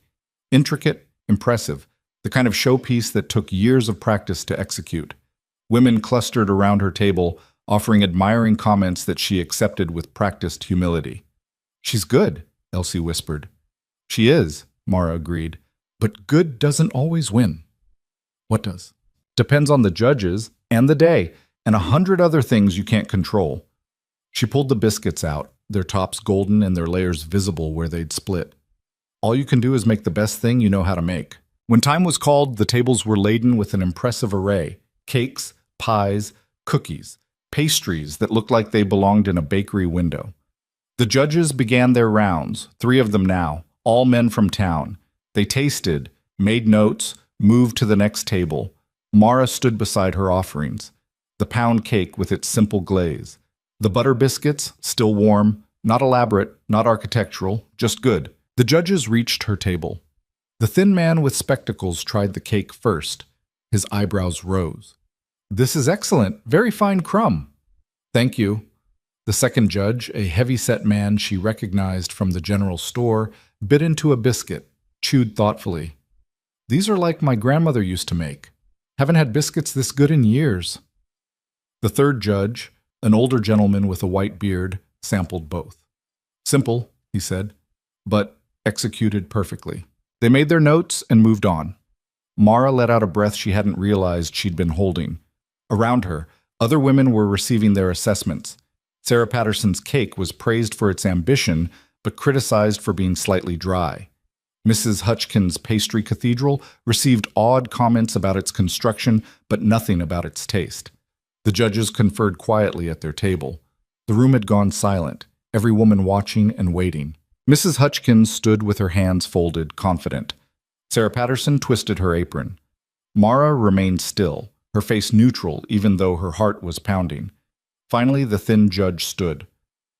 We've reached our decision. This was an incredibly difficult choice. Every entry showed remarkable skill. But, someone called out, but one entry stood apart, not for complexity or appearance, but for something more essential, the perfect execution of simple excellence. Mara's hands clenched. The winner is Miss Maribel. The silence that followed was absolute. Then Elsie let out a whoop that echoed off the ceiling. A few scattered claps started, then died when they saw Mrs. Hutchkins' face. The older woman had gone pale. There must be some mistake. No mistake, ma'am? The judge held up his notes. All three of us were unanimous. Miss Bell's entries were technically flawless and, frankly, delicious. But her character, her circumstances, surely that should factor into... We were judging cooking, Mrs. Hutchkins, not character. The thin man's voice was firm. And in that regard, Miss Bell's work was superior. Mrs. Hutchkins looked around the room, seeking support. The other women avoided her eyes. Even Sarah Patterson, who'd lost her 3-year winning streak, was smiling slightly. This is outrageous, Mrs. Hutchkins said. You're rewarding someone who lives in sin, who corrupts young girls, who... Enough! Caleb's voice cut through the room. He'd been standing in the back with the other men who'd come to watch, and now he stepped forward. You challenged Miss Bell to a cooking competition. She won. Accept it with grace or don't, but stop spreading lies about her character. Lies? Mrs. Hutchkins turned on him. Your daughter is living under the same roof as that woman, learning heaven knows what kind of... She's learning to cook, to work hard, to stand up for herself. Caleb's face was hard. She's learning things you never taught her, like kindness, like not tearing people down to make yourself feel important. How dare you speak to me that way? After everything I did for you, taking in your child when your wife, you took her in because it gave you power over me, and now you're angry because I took that power back. The room had gone deathly quiet. Mrs. Hutchkins' mouth worked soundlessly. Come on, Caleb said to Mara and Elsie. Let's go home. They walked out together, Mara's blue ribbon clutched in Elsie's hand. Behind them, the social hall erupted into furious whispers. In the wagon on the way back to the ranch, nobody spoke for the first mile. Then Elsie started laughing, huge gulping laughs that shook her whole body. Did you see her face? When they announced you won, she looked like she'd swallowed a lemon. Elsie, Caleb said, but he was smiling. I'm sorry, Pa, but it was perfect. All her scheming and it backfired completely. Mara looked at the ribbon. Blue silk, cheap but official. First place. The proof that her work could speak louder than gossip. She's going to make this worse, she said quietly. Losing to me publicly, she won't forgive that. Let her try. Caleb's hands were loose on the reins. The town saw what happened. They can make their own judgments. But when they got back to the ranch 2 hours later, smoke was visible on the horizon. Black smoke, thick and wrong. Caleb stood up in the wagon. That's coming from the north pasture. Could be a grass fire, Mara said. Wrong season, and it's too concentrated. He snapped the reins, urging the horses faster. Something's burning. As they got closer, the smoke resolved into a structure, or what was left of one. The line shack at the north pasture was engulfed in flames, and 3 figures were stumbling away from it, their clothes smoking. Caleb jumped from the wagon before it fully stopped. Dutch! Frank! The men collapsed in the grass. Their faces were black with soot, their hands blistered. The youngest, Tommy, was coughing so hard he couldn't speak. What happened? Caleb knelt beside them. Stove sick. Dutch managed between coughs. Chimney must have been blocked. Filled up with smoke so fast we couldn't... More coughing. Tommy went back in for the supplies. Damn fool nearly killed himself. Mara was already moving. Elsie, get the medical kit from under the kitchen sink. Caleb, we need water. Clean water. She knelt beside Tommy. His hands were burned badly, the skin already blistering. Can you breathe? He nodded, still coughing. Good. Keep coughing. Get the smoke out. She turned to Dutch. Anyone else inside? No, just us 3. We got the horses out first, then... He broke off coughing again. Elsie ran up with the medical kit. Mara opened it, found the tin of burn salve. This is going to hurt. Already hurts, Tommy gasped. She worked quickly, cleaning the burns as gently as she could and applying salve. Dutch's were less severe, mostly on his forearms. Frank had a deep burn on his shoulder where a burning timber had fallen on him. Caleb returned with water. They gave the men drinks first, then used the rest to cool the burns. "The shack's gone," Frank said, his voice rough. "Everything in it. All the winter supplies we stored there. The blankets, the emergency rations, He stopped. "Everything." Caleb's face was grim. "Can be replaced. Not before winter hits, and not with money we don't have. We'll figure it out." "How?" Frank's eyes were red from smoke. "We're already running lean. Another disaster like this, and I said we'll figure it out." Caleb's voice allowed no argument. "Right now, get these men back to the bunkhouse. Miss Bell, can you—" "I'll take care of them." She was already mentally cataloging what she'd need. "Elsie, run ahead. Get the stove fired up. We'll need hot water for cleaning these wounds properly." The girl took off running. They got the injured men into the bunkhouse. Mara worked through the afternoon, cleaning and rebandaging burns, making poultices for the smoke inhalation, brewing willow bark tea for the pain. Tommy's hands were the worst. He'd be unable to work for weeks. "Stupid," he kept saying. "So stupid going back in there." "You were trying to save the supplies," Dutch said from the next bunk. "A lot of good it did. Couldn't carry half of it out before the roof started coming down." "You're alive. That's what matters." Mara finished wrapping Tommy's hands. "Keep these clean. Change the bandages twice a day. And for the love of everything, don't use these hands for at least a week." "How am I supposed to work?"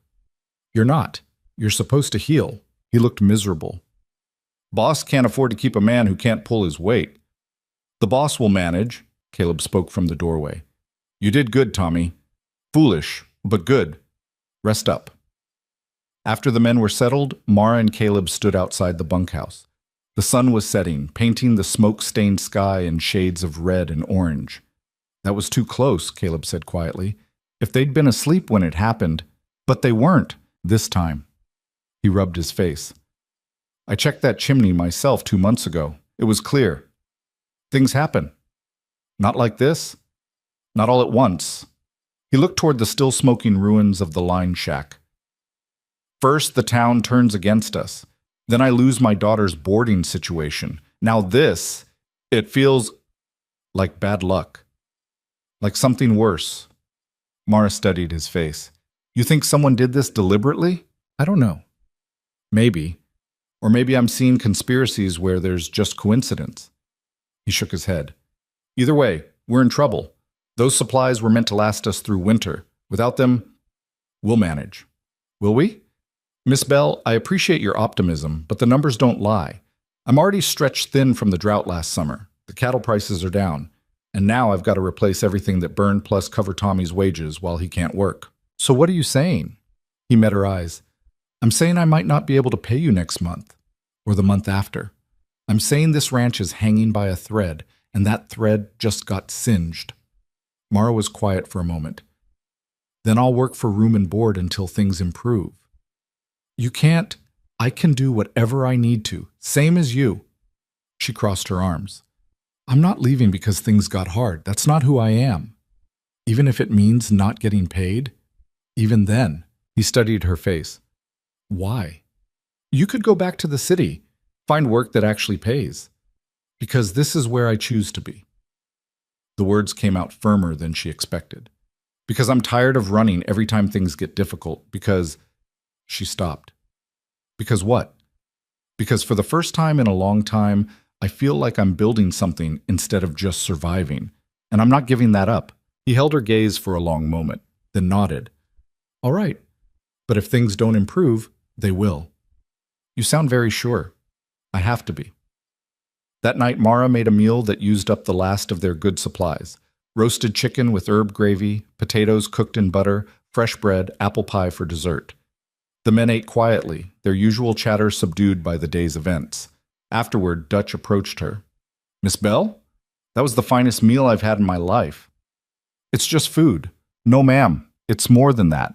Today could have ended with us dead. Instead, we're here, fed and cared for and alive. That means something." She didn't know what to say to that, just nodded. The next 2 weeks were brutal. Tommy couldn't work, which meant everyone else had to pick up the slack. Caleb pushed himself hardest of all, out before dawn and not back until after dark.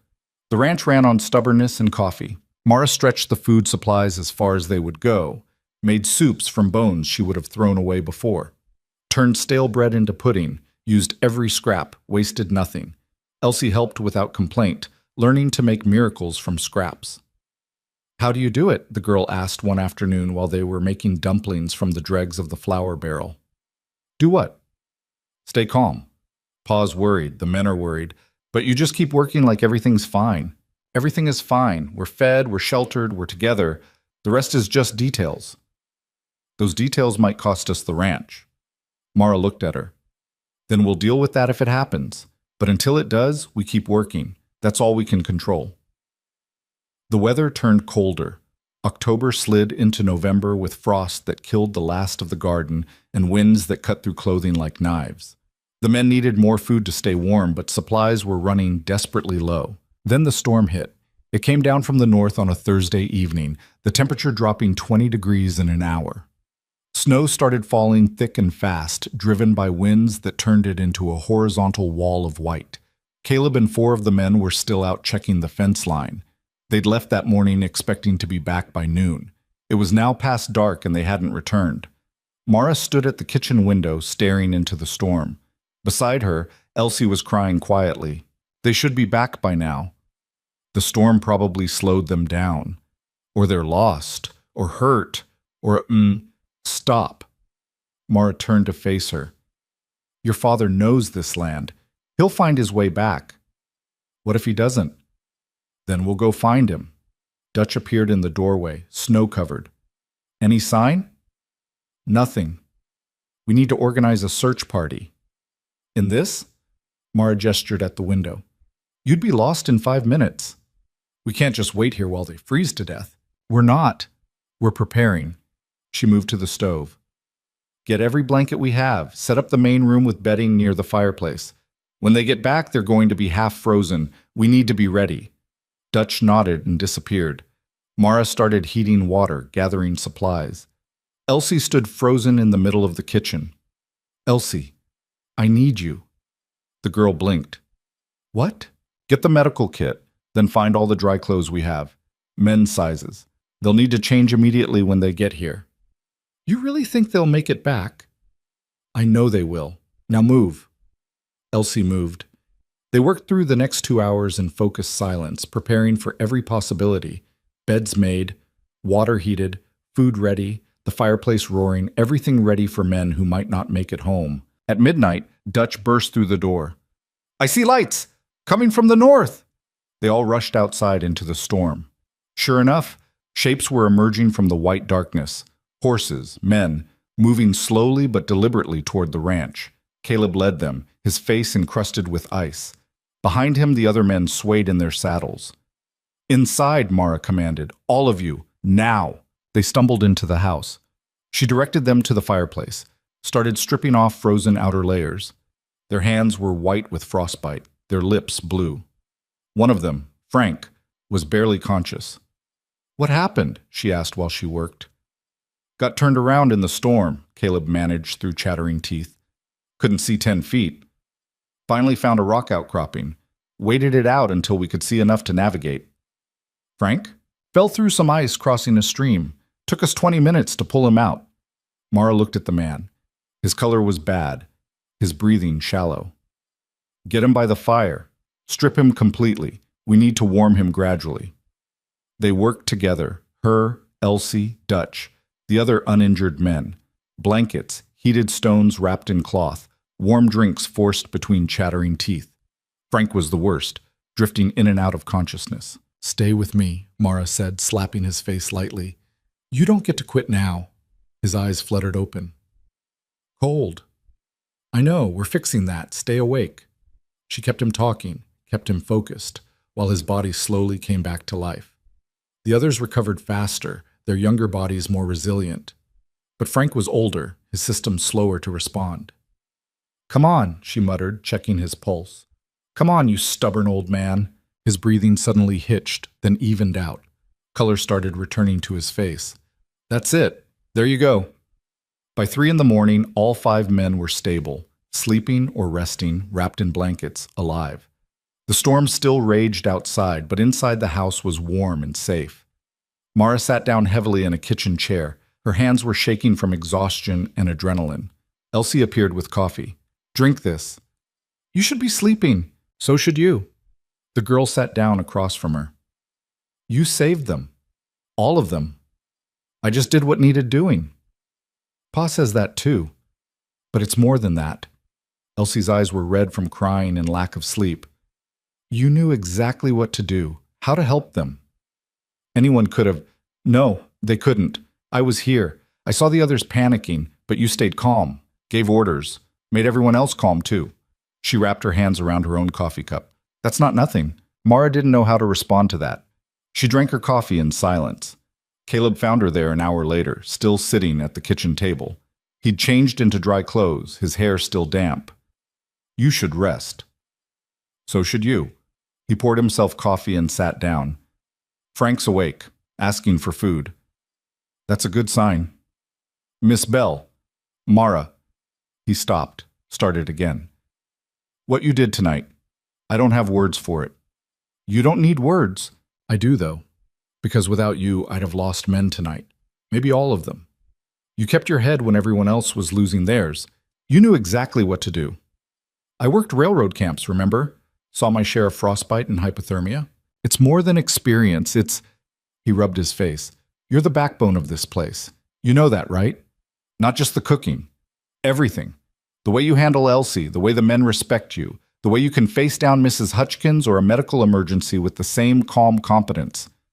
Caleb, I'm not proposing again. I need you to know what you mean to this ranch, to me." She met his eyes across the table, saw exhaustion there, and gratitude, and something else she couldn't quite name.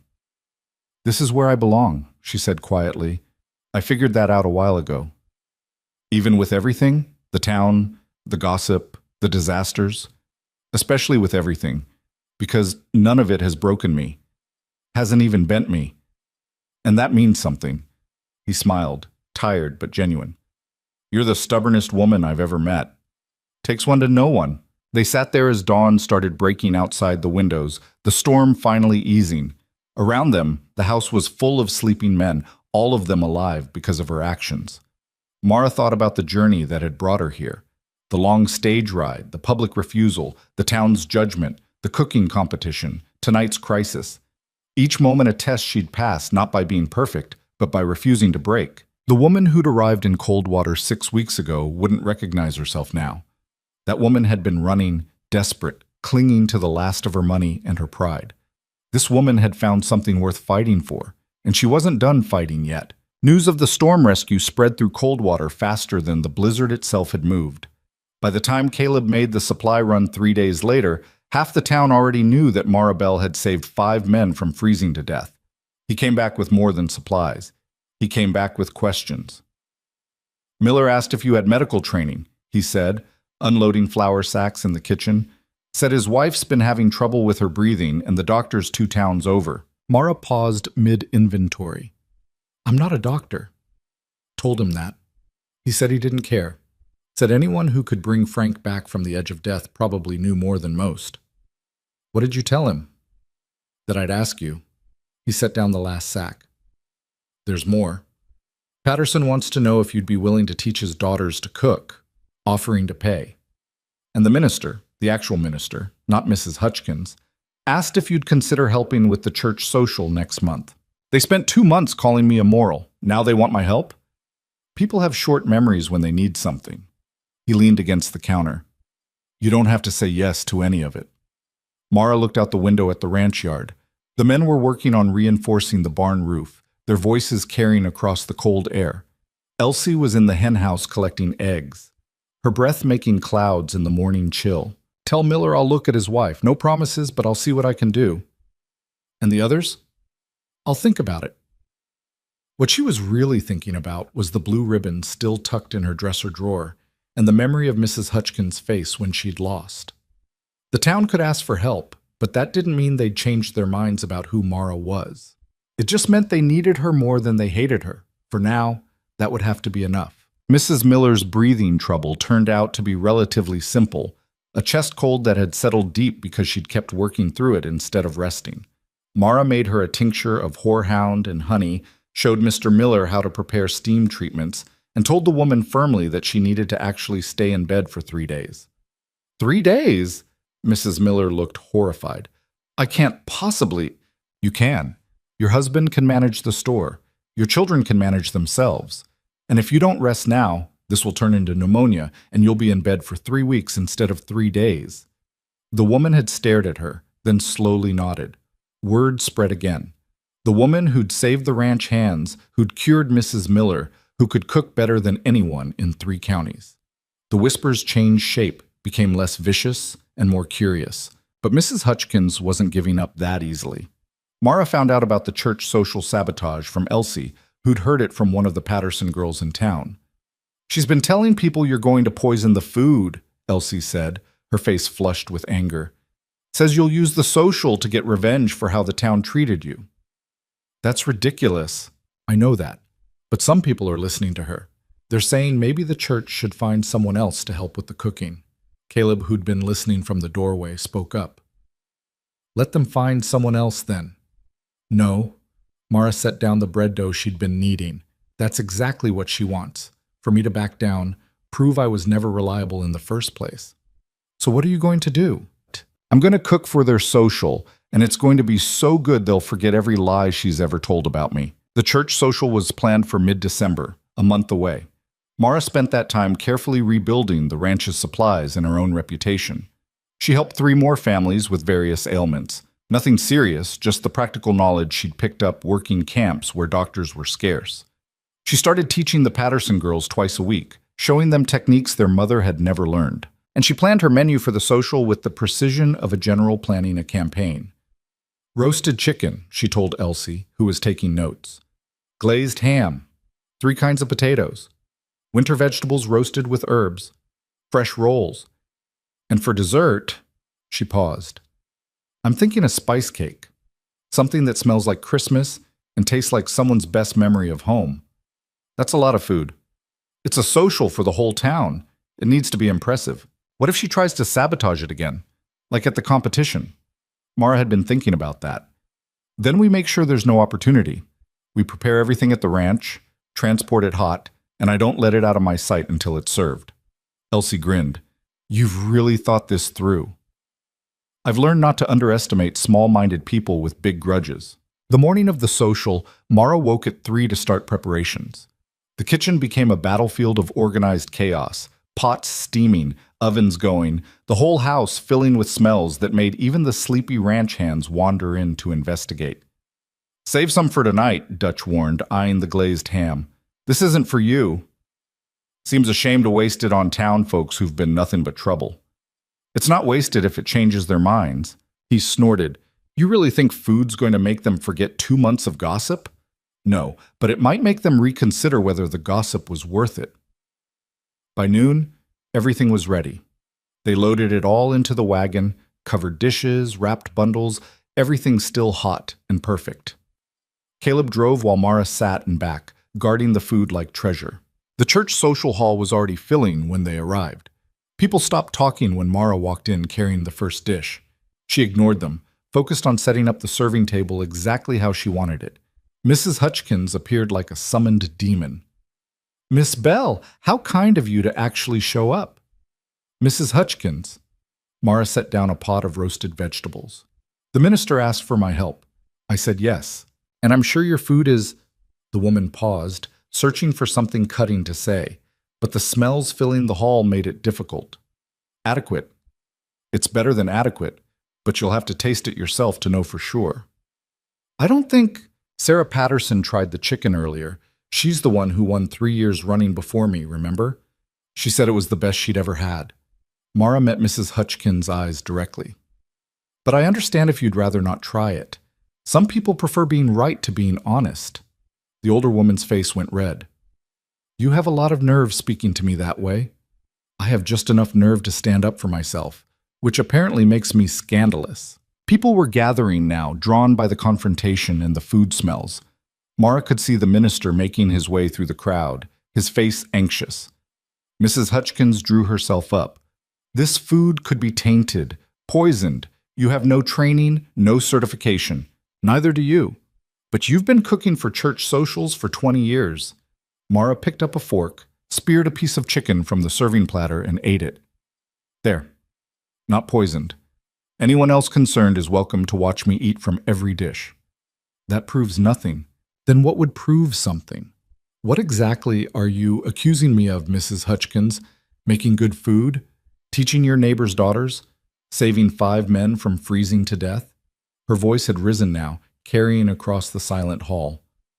Or is your real problem that I wouldn't let you control me? That I came to this town and refused to bow to your idea of what a woman should be? You refused a decent proposal to live in sin. I refused to marry a stranger to satisfy your sense of propriety. And I work for my living, same as every man in this town. If that makes me immoral in your eyes, then I'm happy to be immoral. The minister finally reached them. Ladies, please. This is supposed to be a celebration. It is a celebration, Mara said, not breaking eye contact with Mrs. Hutchins. Of community, of coming together, of putting aside petty differences for one evening. Unless, of course, certain people would rather cling to their grudges than admit they might have been wrong. Mrs. Hutchins opened her mouth, closed it, looked around at the crowd watching them. For the first time since Mara had met her, the woman looked uncertain. The food does smell good, someone said from the crowd. Sarah Patterson, of all people. And I did try the chicken earlier. It was exceptional. Well, I'm hungry, another voice called. Mr. Miller. And I trust Miss Bell. She helped my wife when nobody else would. People started moving toward the serving table. Slowly at first, then faster.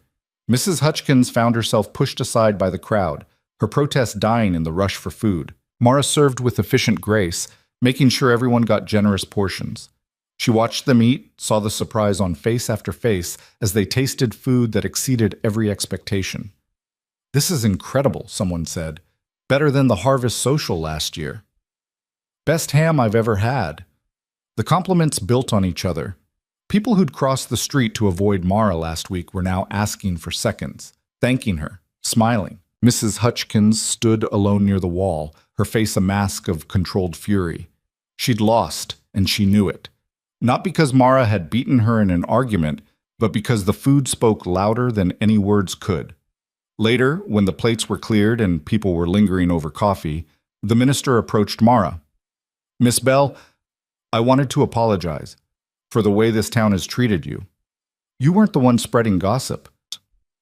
No, but I didn't stop it either. I told myself it wasn't my place to interfere in private matters, but when that silence allows harm, he shook his head. I should have spoken up sooner. You're speaking up now. Too late to prevent damage.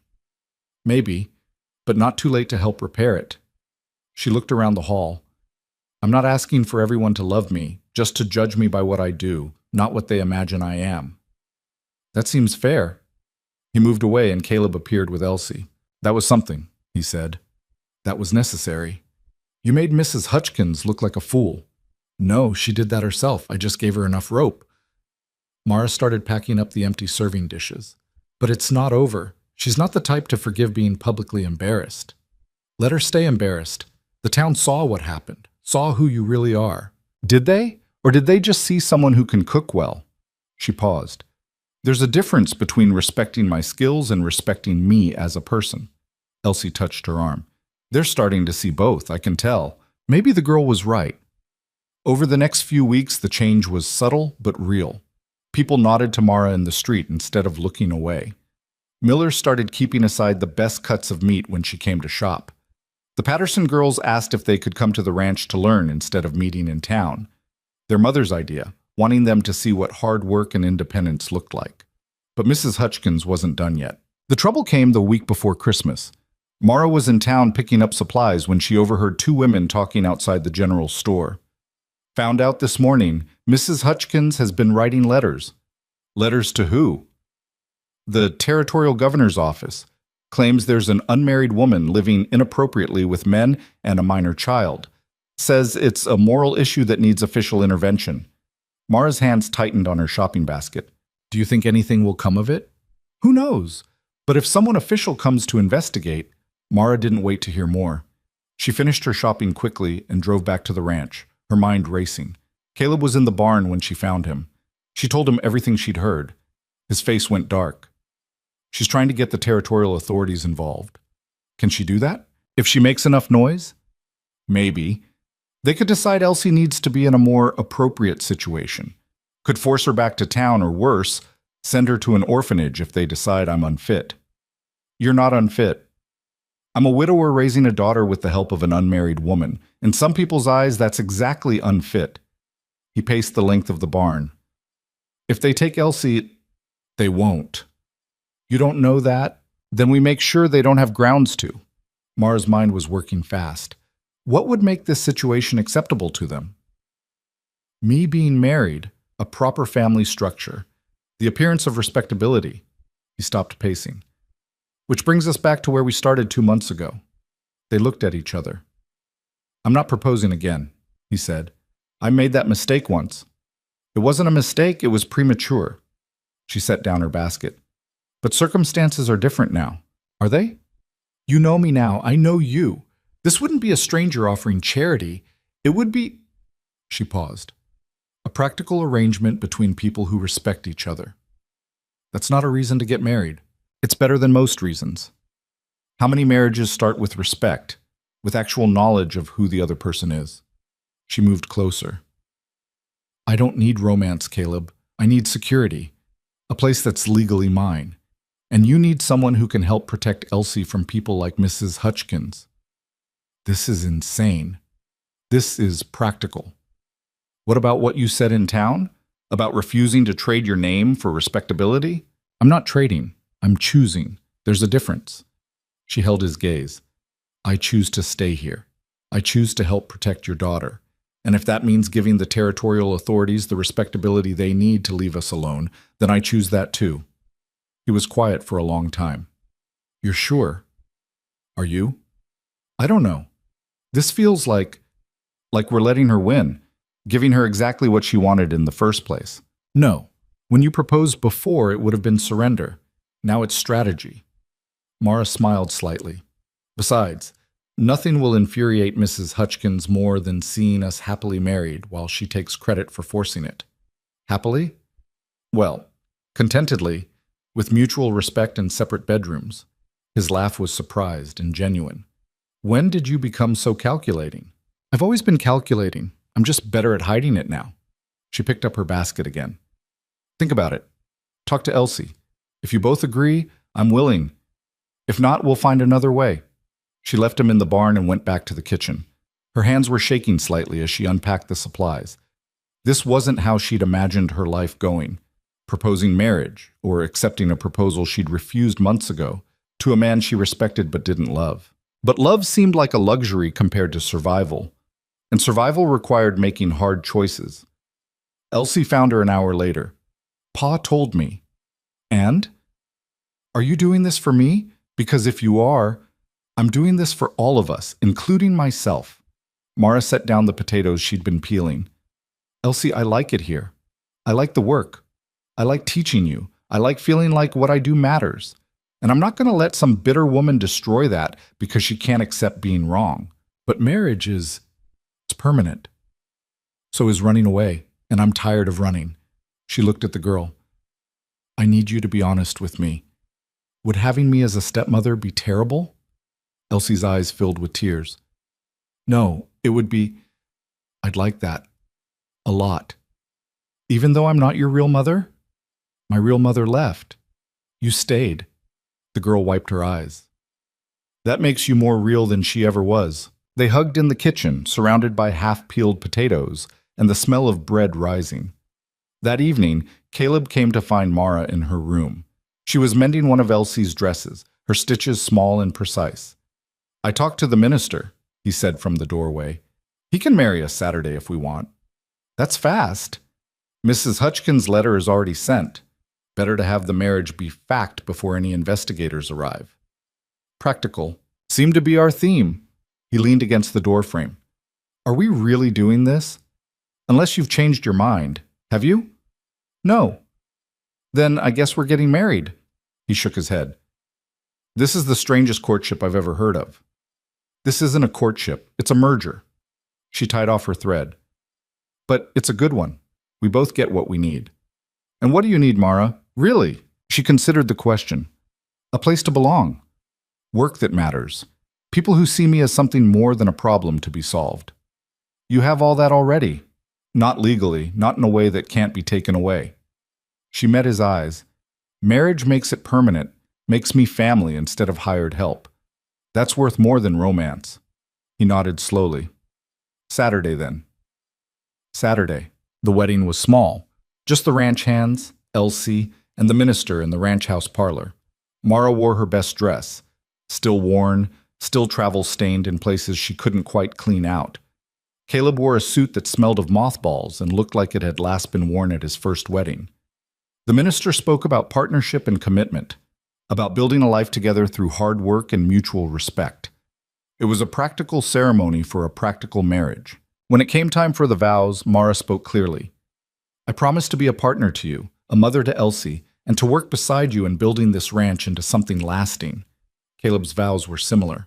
I promise to respect your work, value your judgment, and give you the security and place you deserve. No mention of love, no poetry, just honest promises they both intended to keep. The ring Caleb slipped on her finger had belonged to his grandmother.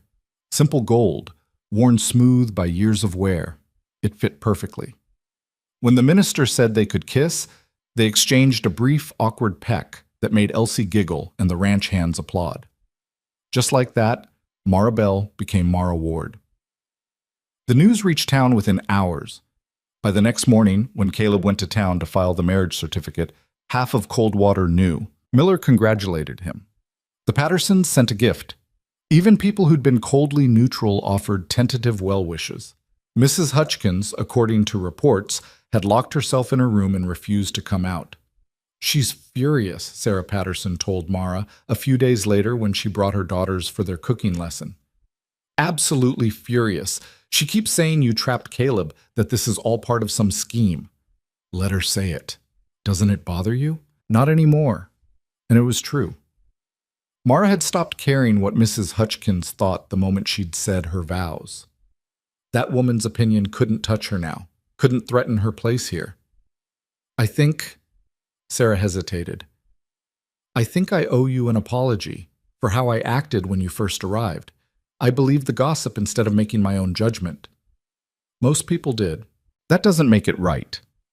The woman twisted her gloves.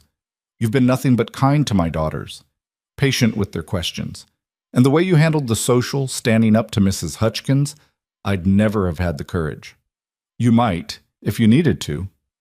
I hope I never need to find out. She smiled slightly, but I'm glad you did. After Sarah and her daughters left, Mara stood in the kitchen that was now legally hers, the room where she'd proven herself day after day, meal after meal, the heart of a home that had become more than just a workplace. Through the window, she could see Caleb working with the horses, his movements efficient and sure. Elsie was in the henhouse singing to herself while she collected eggs. The ranch hands were mending fence in the south pasture, their voices carrying on the winter wind. This was her life now. Not perfect, not romantic, but real and solid and hers in a way nothing had ever been before. That night at dinner, Dutch raised his coffee cup. To Mrs. Ward, best cook in Montana and stubborn enough to prove it. The other men raised their cups too. To Mrs. Ward, Mara felt her throat tighten. Just doing my job. More than that, ma'am, Tommy said, his burned hands now healed enough to work again. You turned this place around. Made it feel like home instead of just a bunkhouse. We all did that. Together.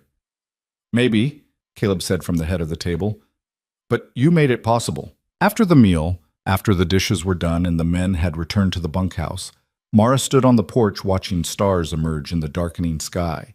The air was cold enough to burn her lungs, but she didn't go inside. She heard footsteps behind her. Caleb joined her at the railing. Regrets? He asked. None. You? Not a single one. They stood in comfortable silence, watching the horizon fade from blue to black. This is going to work, isn't it? Mara said. This strange arrangement of ours. It already is working. Good. She pulled her shawl tighter. Because I'm not going anywhere. Wouldn't expect you to. You're too stubborn. Takes one to know one. He laughed, and the sound carried across the quiet ranch, warm despite the cold. Whatever came next, territorial investigators, Mrs. Hutchins' continued fury, the hard work of making it through winter. They'd face it together. Not as romantic partners, but as something potentially stronger. Partners in the truest sense. Building something that would last. The territorial investigator arrived on a Tuesday morning in late January. His official documents crisp despite the 2-day journey from Helena. His name was Edmund Garrett, and he had the tired eyes of a man who'd seen too many messy situations and expected this to be another one. Mara watched from the kitchen window as he dismounted in the ranch yard, brushing road dust from his coat. Caleb was already walking out to meet him, his posture relaxed but ready. Mrs. Ward. Elsie appeared at her elbow, her face pale. What if he doesn't believe we're a real family? Then we'll show him we are. Mara untied her apron. Go wash your face and put on your good dress. We're going to be exactly who we are. No performance, no pretending. What if that's not good enough? It will be. But Mara's hands were shaking slightly as she smoothed her skirt. Everything they'd built over the past 3 months could unravel in the next few hours if this man decided their arrangement wasn't acceptable. If he determined that Elsie needed to be removed from the ranch, placed somewhere more appropriate. She stepped out onto the porch as Caleb and Mr. Garrett approached the house. Mr. Garrett, this is my wife, Mara. Caleb's introduction was smooth, natural, like they'd been married for years instead of weeks. Mrs. Ward, Garrett tipped his hat. His gaze was assessing, taking in her worn dress, her work-roughened hands, the confidence in the way she stood. I appreciate you taking the time to meet with me. Of course. Would you like coffee? I just made a fresh pot. That would be welcome, thank you. Inside, Mara poured coffee while the men settled at the kitchen table. She could feel Garrett's eyes tracking the room, the clean surfaces, the organized pantry visible through the open door, the smell of bread baking in the oven. You have a well-run kitchen, Mrs. Ward. I'm a cook by trade. Well-run is the only kind I know. She set coffee in front of him. What exactly brings you all the way from Helena? Garrett pulled out a folder. I received correspondence expressing concerns about a minor child living in what was described as an improper household situation. My job is to investigate such claims and ensure the child's welfare. Who sent the correspondence? Caleb's voice was level. The complaints are filed anonymously, but they included specific details. Claims that your daughter was residing with an unmarried woman of questionable character without proper female supervision or moral guidance. Those claims would have been true 2 months ago, Mara said, before Caleb and I married. Now they're just vindictive gossip from someone who doesn't like being proven wrong. Garrett's eyebrows rose slightly. Proven wrong about what? About me. About whether I belonged here. She sat down across from him. Mr. Garrett, I came to this town with nothing but a carpetbag and a job offer. I refused a proposal because I wanted to work, not be rescued. That made me scandalous. The person who wrote those letters has been trying to drive me out since the day I arrived. Mrs. Hutchins, Caleb added. She runs the boarding house in town, had control over Elsie until we brought her home full time. And you married to legitimize the arrangement? We married because it made sense. Mara met his gaze directly. Because we respect each other and wanted to build a stable home for Elsie. Is that less valid than marrying for romance that fades in a year? Garrett was quiet for a moment, studying them both. Where is the child now? Getting dressed. She'll be down shortly. Caleb's hand rested on the table near Mara's. Not touching, but close. A small gesture of unity. You're welcome to speak with her privately. Ask her anything you want. I intend to. Elsie came down a few minutes later, her good dress buttoned to the collar, her hair neatly braided. She looked young and nervous, but she met Garrett's eyes when Caleb introduced them. Miss Ward, I'd like to ask you some questions if that's all right. Would you prefer to speak with me alone? Elsie glanced at Mara and Caleb. I don't mind if they stay. Very well. Garrett opened his notebook. How long have you been living at this ranch? Since November. Before that I stayed with Mrs. Hutchins in town during the week. And why did you leave Mrs. Hutchins' care? Because I wasn't happy there. She was mean. Not in big ways, but in small ones. Always telling me I was clumsy or stupid or wasting her time. Always making me feel like I should be grateful she put up with me. And here? Are you happy here? Elsie's whole face changed. Yes, very happy. Mara teaches me things, cooking, managing a household, standing up for myself. Pa teaches me about the ranch. I'm learning skills instead of just being in the way. Mara? Garrett glanced at Mara. Not mother? She told me I could call her whatever felt right. Mara feels right. She's not trying to replace my real mother. She's just being herself. And what about the ranch hands, living in close proximity to working men? Does that concern you? Why would it? They're respectful. Dutch brings me eggs from the hen house. Tommy taught me to whittle. Frank tells stories about his cowboy days. They treat me like a little sister. Garrett made notes. You understand why I'm asking these questions. My job is to make sure you're safe and properly cared for. I understand, but if you're here because of Mrs. Hutchkins' letters, you should know she's lying. She's been lying about Mara since the beginning because Mara wouldn't bow down to her. Elsie's voice was steady, stronger than Mara had ever heard it. This is the first time in 4 years I've felt like I actually have a home. Please don't take that away. The room went quiet. Garrett set down his pen and looked at the three of them. Caleb's protective posture, Mara's calm composure, Elsie's fierce certainty. I'd like to see the rest of the house, if you don't mind, and speak with the ranch hands. They showed him everything. Elsie's room, clean and personal, with books on the shelf and drawings pinned to the wall. The separate bedrooms Mara and Caleb occupied. The orderly kitchen, the well-stocked pantry, the evidence of a household that functioned through cooperation rather than chaos. The ranch hands were even more direct than Elsie had been. Best thing that ever happened to this place was Mrs. Ward arriving, Dutch told Garrett. We were half starving before she came. Now we're fed proper, the house runs smooth, and the boss isn't killing himself trying to manage everything alone. And the girl? Miss Ward? Elsie? Dutch smiled. That kid's thriving. You should have seen her when she lived with Mrs. Hutchkins. Always nervous, always apologizing for existing.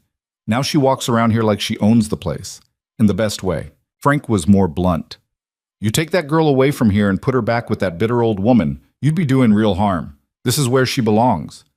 Garrett spent the rest of the day observing, watching Mara prepare lunch, seeing how she and Elsie worked together in easy rhythm, noting the casual warmth between Caleb and his daughter. By evening, when Mara served dinner for everyone including the investigator, the tension had shifted. This is remarkable, Mrs. Ward, Garrett said, savoring the pot roast. Truly exceptional. Thank you. You said you were a cook by trade. Where did you train? Railroad camps, mostly. Mining operations. Anywhere that needed to feed large crews efficiently. You learn fast when 50 hungry men are counting on you. And you gave that up to come here? I didn't give it up. I applied it differently. She gestured around the table. Same skills, smaller scale, better results. After dinner, Garrett asked to speak with Caleb and Mara privately. They sat in the parlor, the room lit by oil lamps that cast long shadows. I'll be direct, Garrett said. When I arrived this morning, I expected to find exactly what Mrs. Hutchkins described, an inappropriate situation masquerading as respectability. What I found instead is a functional family that happens not to fit conventional patterns. Does that mean, Caleb started, it means I'll be filing a report that finds no cause for concern. Elsie is well cared for, properly housed, and receiving appropriate guidance. The marriage appears stable and the household well managed. There's no grounds for intervention. Mara felt something unknot in her chest. Thank you. Don't thank me. I'm just reporting what I observed. He stood gathering his papers. Though I will say, Mrs. Ward, you've built something impressive here. Not just the cooking or the household management, but the way you've created stability out of what could have been chaos. That takes remarkable strength. Or remarkable stubbornness. His smile was genuine. In my experience, they're often the same thing. He left the next morning. By the time his report reached Helena 2 weeks later, confirming that Elsie Ward was in a safe and appropriate home, the news had already spread through Coldwater in a different form. Mrs. Hutchkins had lost. Not just lost the specific battle over Elsie, but lost her grip on the town's moral authority. People had watched her spend months attacking Mara, watched her predictions of disaster fail to materialize, watched her complaints be officially dismissed, and they'd started questioning what else she might be wrong about. The shift was subtle at first. Women who'd avoided Mara started offering cautious greetings. Men tipped their hats. The general store began stocking special orders she requested without requiring payment up front. Then Sarah Patterson came to the ranch with a proposal. "I've been thinking," she said, sitting in Mara's kitchen with coffee and the last of the morning biscuits, "about what you did for my daughters, how they've improved under your teaching. And I thought, what if we made it official?" Official how? A proper cooking school, here at the ranch? You could teach girls from town, charge a fee, give them real skills they could use. Sarah leaned forward. There's demand for it. I've had 3 mothers ask me where my daughters learned to make proper bread.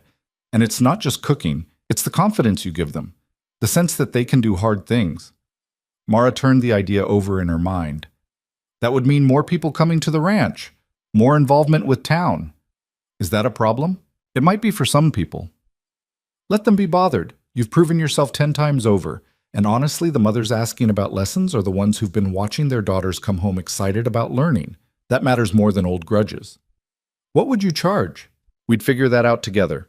Maybe I could help manage the business side? I'm good with accounts, and you're good with teaching. Sarah smiled. Partnership, like your marriage, practical and mutually beneficial. Mara laughed despite herself. You've heard about that? Everyone's heard about that. The practical marriage that works better than half the romantic ones in town. She sobered.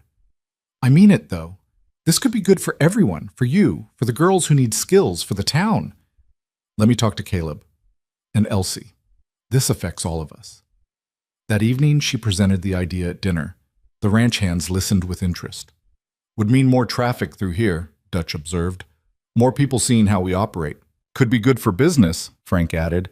Town folks see a well-run ranch, might be more willing to do trade with us. Caleb was quiet, thinking.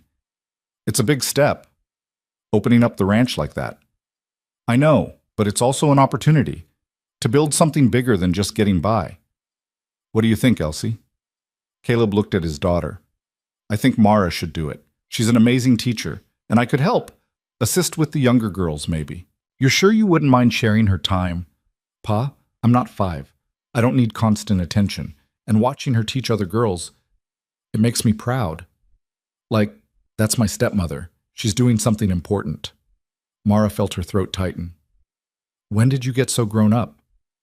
Someone taught me how. Elsie grinned. So are we doing this? They did it. The Ward Ranch Cooking School started small.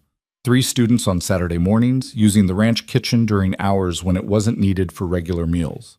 Mara taught basic skills first: bread, simple pastries, how to manage a kitchen efficiently. Sarah handled the accounts and scheduling. Word spread. By March, they had 8 regular students. By April, 12. Girls from town and surrounding ranches, ages 10 to 16, learning skills their mothers couldn't or wouldn't teach them. Why don't you teach them? One girl asked her mother during pickup. Because I learned from my mother, who learned from hers. And somewhere along the way, we started doing things by rote instead of understanding. Mrs. Ward actually explains why things work. The money wasn't much at first, but it added up. Enough to replace some of the supplies lost in the fire. Enough to start a small savings account at the bank in town. Enough to prove that Mara's skills had value beyond just feeding ranch hands. But the real change came from something else entirely. One of the students was a girl named Martha, 14 years old and painfully shy. She barely spoke for her first 3 lessons, just watched and followed instructions with desperate concentration. During the 4th lesson, while teaching pie crust, Mara noticed Martha's hands were shaking. You all right? She asked quietly, away from the other girls. I need to get this right. My ma says if I can't learn to cook proper, I'll never find a husband. And if I don't find a husband, I'll end up alone and worthless like... She stopped, face flushing. Like me? Mara kept her voice gentle. I'm sorry, I didn't mean... It's what your mother said. I understand. She guided Martha's hands through folding the dough. But your mother's wrong about something important. Cooking isn't about finding a husband. It's about being able to feed yourself, take care of yourself, not need anyone else to survive. But everyone says women need... Everyone says a lot of things. Most of it's nonsense designed to keep us small and scared. Mara met the girl's eyes. You know what I've learned? The most valuable thing isn't being marriageable. It's being capable. When you can do hard things well, you have choices, and choices are worth more than any husband. Martha stared at her. But you're married. I am. By choice, not necessity. Because I wanted to, not because I had to.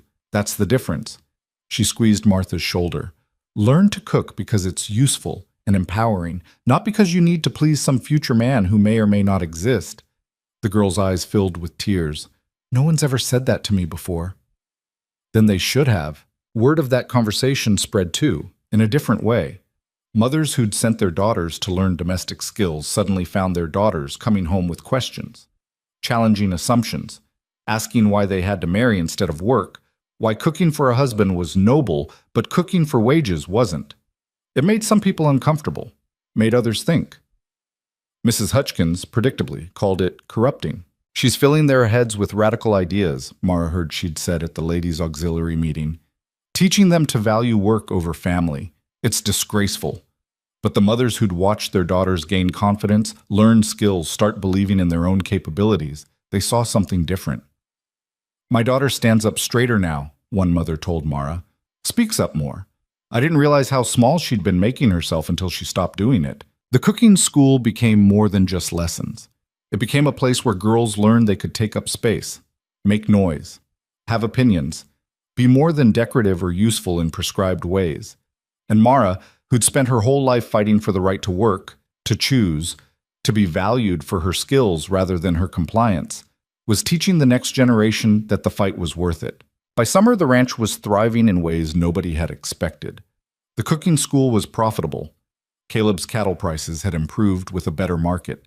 The hands were well-fed and loyal, several of them turning down offers from larger ranches to stay at Bar W. You know what the difference is? Dutch said one evening, sitting on the porch after dinner. This place feels permanent, like we're building something that'll last instead of just surviving season to season.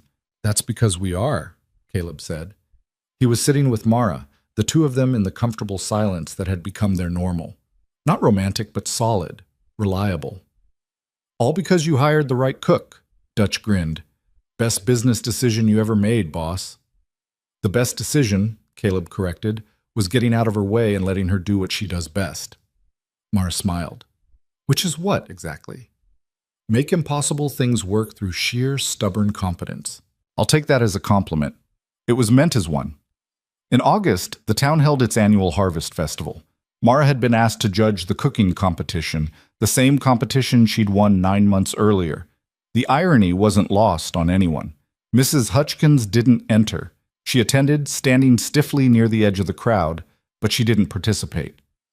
When Mara was introduced as the judge, their eyes met across the social hall. Mara nodded once.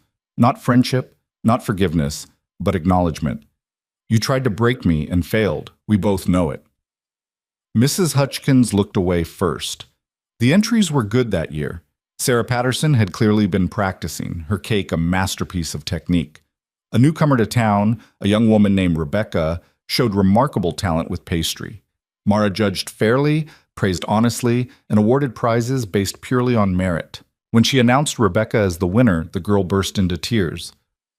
I can't believe, I never thought... You earned it, Mara told her. That's worth more than being given it. Afterward, Rebecca approached her privately.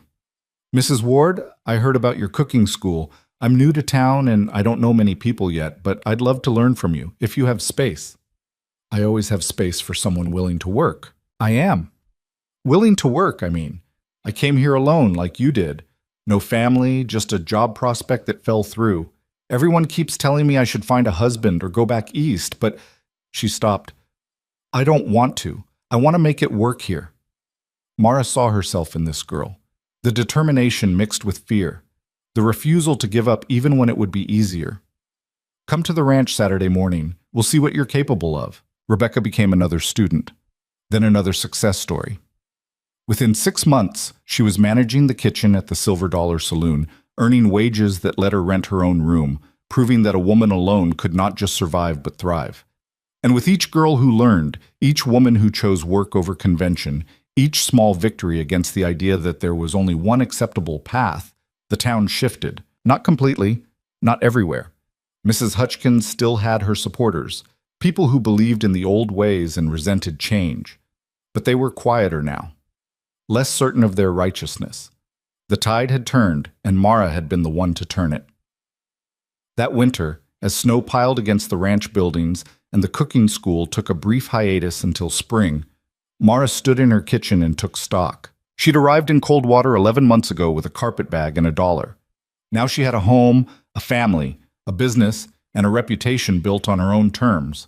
The kitchen that had been her testing ground was now her kingdom. The people who judged her had either changed their minds or become irrelevant. "What are you thinking about?" Caleb asked, coming in from checking the horses. "How different everything is." "Better different or worse different?" "Better. Definitely better." She poured him coffee. "I was remembering that first day, standing in the street while you offered me marriage and the whole town watched.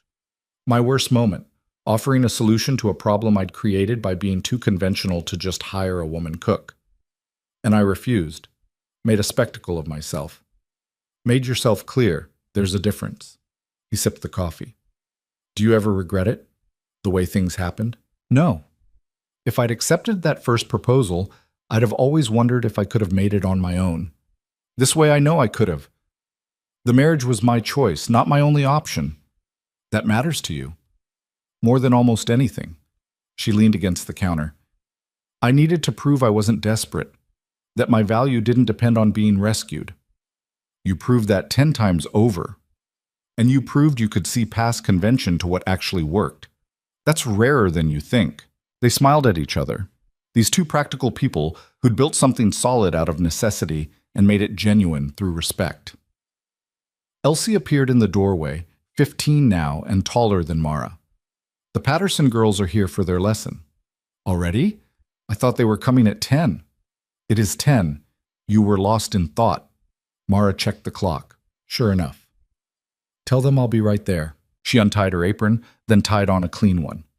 "Teaching apron," she called it. The girls liked that she treated their lessons seriously enough to change aprons for them. Before she left the kitchen, she paused at the window. The view that had become familiar, the barn, the corrals, the mountains in the distance, the landscape that had given her space to become who she was meant to be. She thought about the woman who'd arrived here nearly a year ago. Exhausted, scared, determined not to show it. That woman had been running from failure and toward a last chance. This woman, Mrs. Mara Ward, cook, teacher, partner, stepmother, wasn't running from or toward anything. She was exactly where she chose to be, doing exactly what she chose to do. And that made all the difference. The Patterson girls were waiting in the teaching area, a corner of the kitchen Mara had set up with extra workspace. They were practicing bread, working through the stages of kneading and rising. "Remember," Mara told them, "bread is about patience. You can't rush it. You can't force it. You have to work with it, understand what it needs, give it time." "Like people?" one of the girls asked. "Exactly like people." She moved among them, correcting technique, answering questions, watching them gain confidence with each successful loaf. This was her work now, not just feeding people, but teaching them to feed themselves, giving them skills that would serve them for life. As the lesson wrapped up and the girls gathered their things, Sarah arrived to collect them. "How did they do?" "Excellent. They're both ready to move on to pastry next week." "Perfect." Sarah handed over the lesson fee. "Also, I have 3 more girls who want to join. Can you handle 15 students?" "If we split them into 2 sessions, beginners in the morning, advanced in the afternoon." "That works. I'll arrange it." Sarah hesitated. "You know, when I first suggested this school, I thought it would be nice supplemental income. I didn't realize it would become something bigger." "Bigger how?" "You're changing how these girls see themselves, how they see their possibilities. That's worth more than any money." After they left, Mara cleaned up the teaching area and started dinner preparations. The rhythm was familiar now, the daily work of keeping a household fed and a business running. It was exhausting and satisfying in equal measure. That evening, the whole household gathered for dinner as usual. Caleb and Elsie, Dutch, and Frank, and Tommy, and the other hands. They filled the kitchen with noise and warmth, passing dishes and telling stories about their day. "Mrs. Ward," Tommy said, "I've been thinking about that bread lesson you gave the girls today, about patience and not forcing things." "What about it?" "I think it applies to breaking horses, too. Been trying to rush a young mare, getting frustrated. Maybe I need to work with her instead of against her." Probably. That's what I mean. He gestured with his fork. You teach cooking, but it's really bigger than that. It's about understanding how things work and respecting the process. Or, Dutch interjected, maybe sometimes bread is just bread and we're reading too much into it. Everyone laughed and the conversation moved on to other topics. But Mara sat quietly, thinking about Tommy's observation. Maybe he was right. Maybe what she'd been teaching all along wasn't just cooking, but a way of approaching the world. With patience and competence and refusal to accept that there was only one right way to do things. After dinner, after the dishes were done and the house had quieted, Mara found herself back on the porch. The sky was clear, stars sharp and bright in the cold air. Caleb joined her as he often did these quiet evenings. Long day. Good day, she corrected. There's a difference. There is. He was quiet for a moment. I got a letter today from the territorial governor's office. Her stomach clenched. About Elsie? About you. Apparently Garrett mentioned your cooking school in his report. They're asking if you'd be willing to consult on setting up similar programs in other territories, teaching frontier women practical skills for self-sufficiency. Mara stared at him. They want me to teach other women to do what I did? Seems like it. They'd pay for your time and travel. You'd be gone maybe a week at a time, few times a year. What did you tell them? Nothing yet. Wanted to talk to you first. He leaned against the porch railing. It's a big opportunity. Recognition that what you're doing matters beyond just this ranch. But it would mean leaving, being away from the school, from Elsie, from... She stopped. From here. I know. He smiled slightly. But it would also mean spreading what you've built, helping other women find the same independence you found. Isn't that worth something? She thought about it. About traveling to other towns, other territories. Meeting women who were where she'd been a year ago, desperate, determined, trying to carve out a place in a world that didn't want to make room for them. Yes, she said finally, it's worth something, if you and Elsie can manage without me for short periods. We managed before you came. We'll manage again. He touched her shoulder briefly. Besides, you'll come back. You always come back to what matters. And that was true. This ranch, this odd family she'd built, this life she'd chosen, they mattered more than anything, but that didn't mean she couldn't also do more. Over the next year, Mara traveled to 3 different territories, teaching women to establish their own cooking schools, their own paths to independence. Each time she left, she missed home. Each time she returned, she was grateful for what she'd built. The Ward Ranch Cooking School grew to 20 regular students. Sarah became a full partner in the business. Elsie started teaching the younger students basic skills, discovering she had a gift for patient instruction. And Mrs. Hutchkins, slowly and without fanfare, faded into the background. Not gone, but no longer the dominant force in town. Her power had rested on people's fear of judgment, and once enough people stopped caring about her judgment, the power evaporated. Sometimes Mara saw her in town, and they'd exchange curt nods. Not friendship, never that, but acknowledgement that they'd fought their battle and it was over. 2 years after Mara's arrival, on a warm spring morning, she stood in her kitchen preparing breakfast as usual. But this time, there were 2 additional people at the table, visiting instructors from a school in Wyoming, there to learn her teaching methods. The key, she was explaining, is making sure they understand the why, not just the how. Anyone can follow a recipe. Real skill comes from understanding the principles behind it. The instructors took notes, asked questions, treated her like an expert, which she supposed she was. After they left, Caleb found her sitting on the porch steps, looking tired but satisfied. You're making a difference, you know, a real one. I'm teaching people to cook. You're teaching people to believe in themselves. The cooking is just the method. She leaned back against the step, feeling the sun warm on her face. When I arrived here, all I wanted was a job, a place to work. I wasn't trying to change anything. But you did anyway, because you refused to accept the limits other people wanted to put on you. Is that what I did? That's exactly what you did. He sat down beside her. And you taught Elsie to do the same, and all those girls in your classes, and probably half the women in this territory by now. I just wanted to cook. You wanted to choose. There's a difference. They sat in comfortable silence, these 2 people who'd built a partnership out of necessity and made it genuine through steady effort. Not perfect, not romantic, but real and lasting. Elsie appeared with the telegram. "This just came. It's from Helena." Mara read it quickly. An invitation to speak at a territorial women's convention about economic independence through skill development. They were offering an honorarium that was more than she made in a month from the cooking school. "Are you going to do it?" Elsie asked. "I don't know. Public speaking isn't—" "You talk to students all the time." "That's different. That's teaching." "This is teaching too, just a bigger audience." Caleb stood, brushing dust from his pants. "You should do it. Tell your story. Let people hear how far you've come." "My story isn't that interesting." A woman arrives with nothing, refuses to be controlled, builds a business, changes a town, and ends up consulting across territories? Elsie grinned. "That sounds pretty interesting to me." Mara looked at the telegram again. Thought about standing in front of a crowd, telling them about refusing that first proposal, about winning the cooking competition, about every small victory that had led to this moment. "All right," she said, "I'll do it." The convention was in September.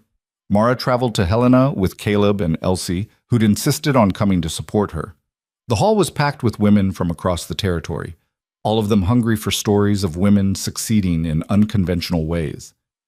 When Mara stood at the podium, looking out at hundreds of faces, she felt the same nervousness she'd felt that first morning cooking breakfast for the ranch hands. The same fear that she wasn't good enough, that she'd be exposed as a fraud. But then she thought about everything that had happened since that morning.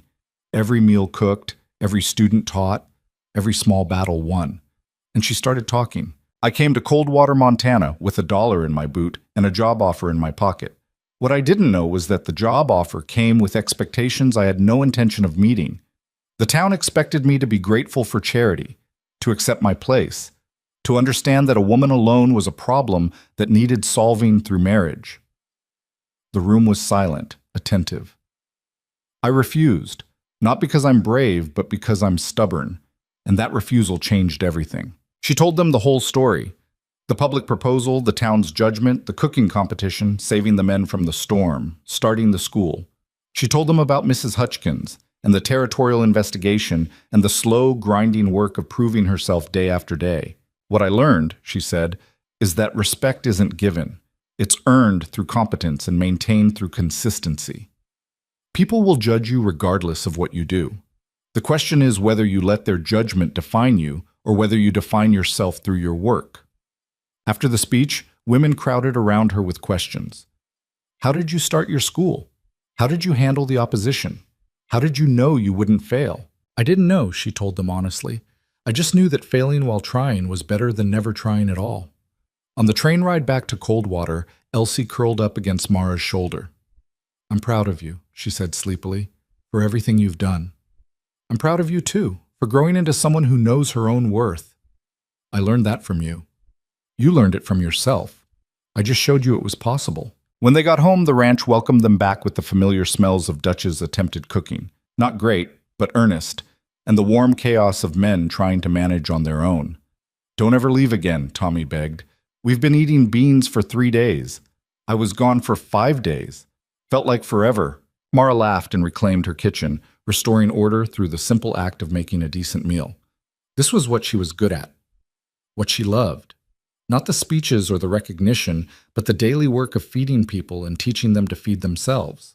That night, lying in her narrow bed in her small room, Mara thought about the journey that had brought her here, about the woman she'd been and the woman she'd become, about the town that had tried to break her and instead gave her a place to grow roots so deep nothing could pull them up. She thought about Mrs. Hutchkins, about Dutch and Tommy and Frank, about Sarah and all the students who'd passed through her kitchen, about Caleb, who'd learned to be a true partner, and Elsie, who'd become the daughter she never expected to have.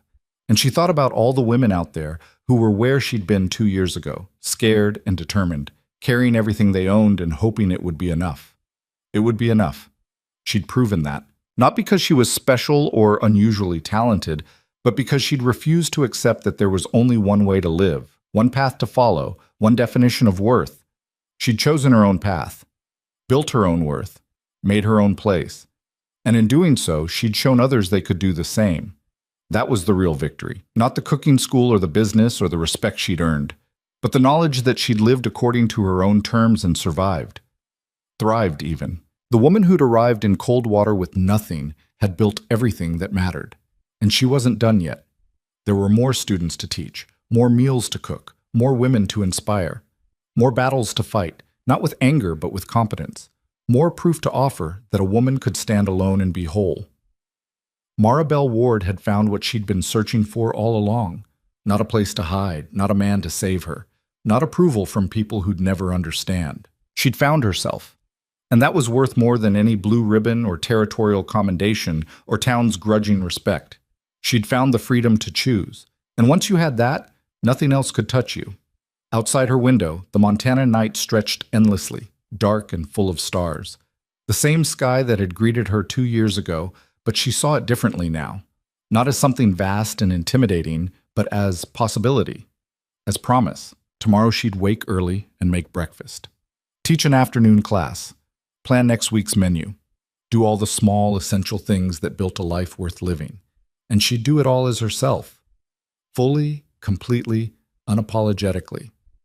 That was the only victory that mattered, the only one that ever had.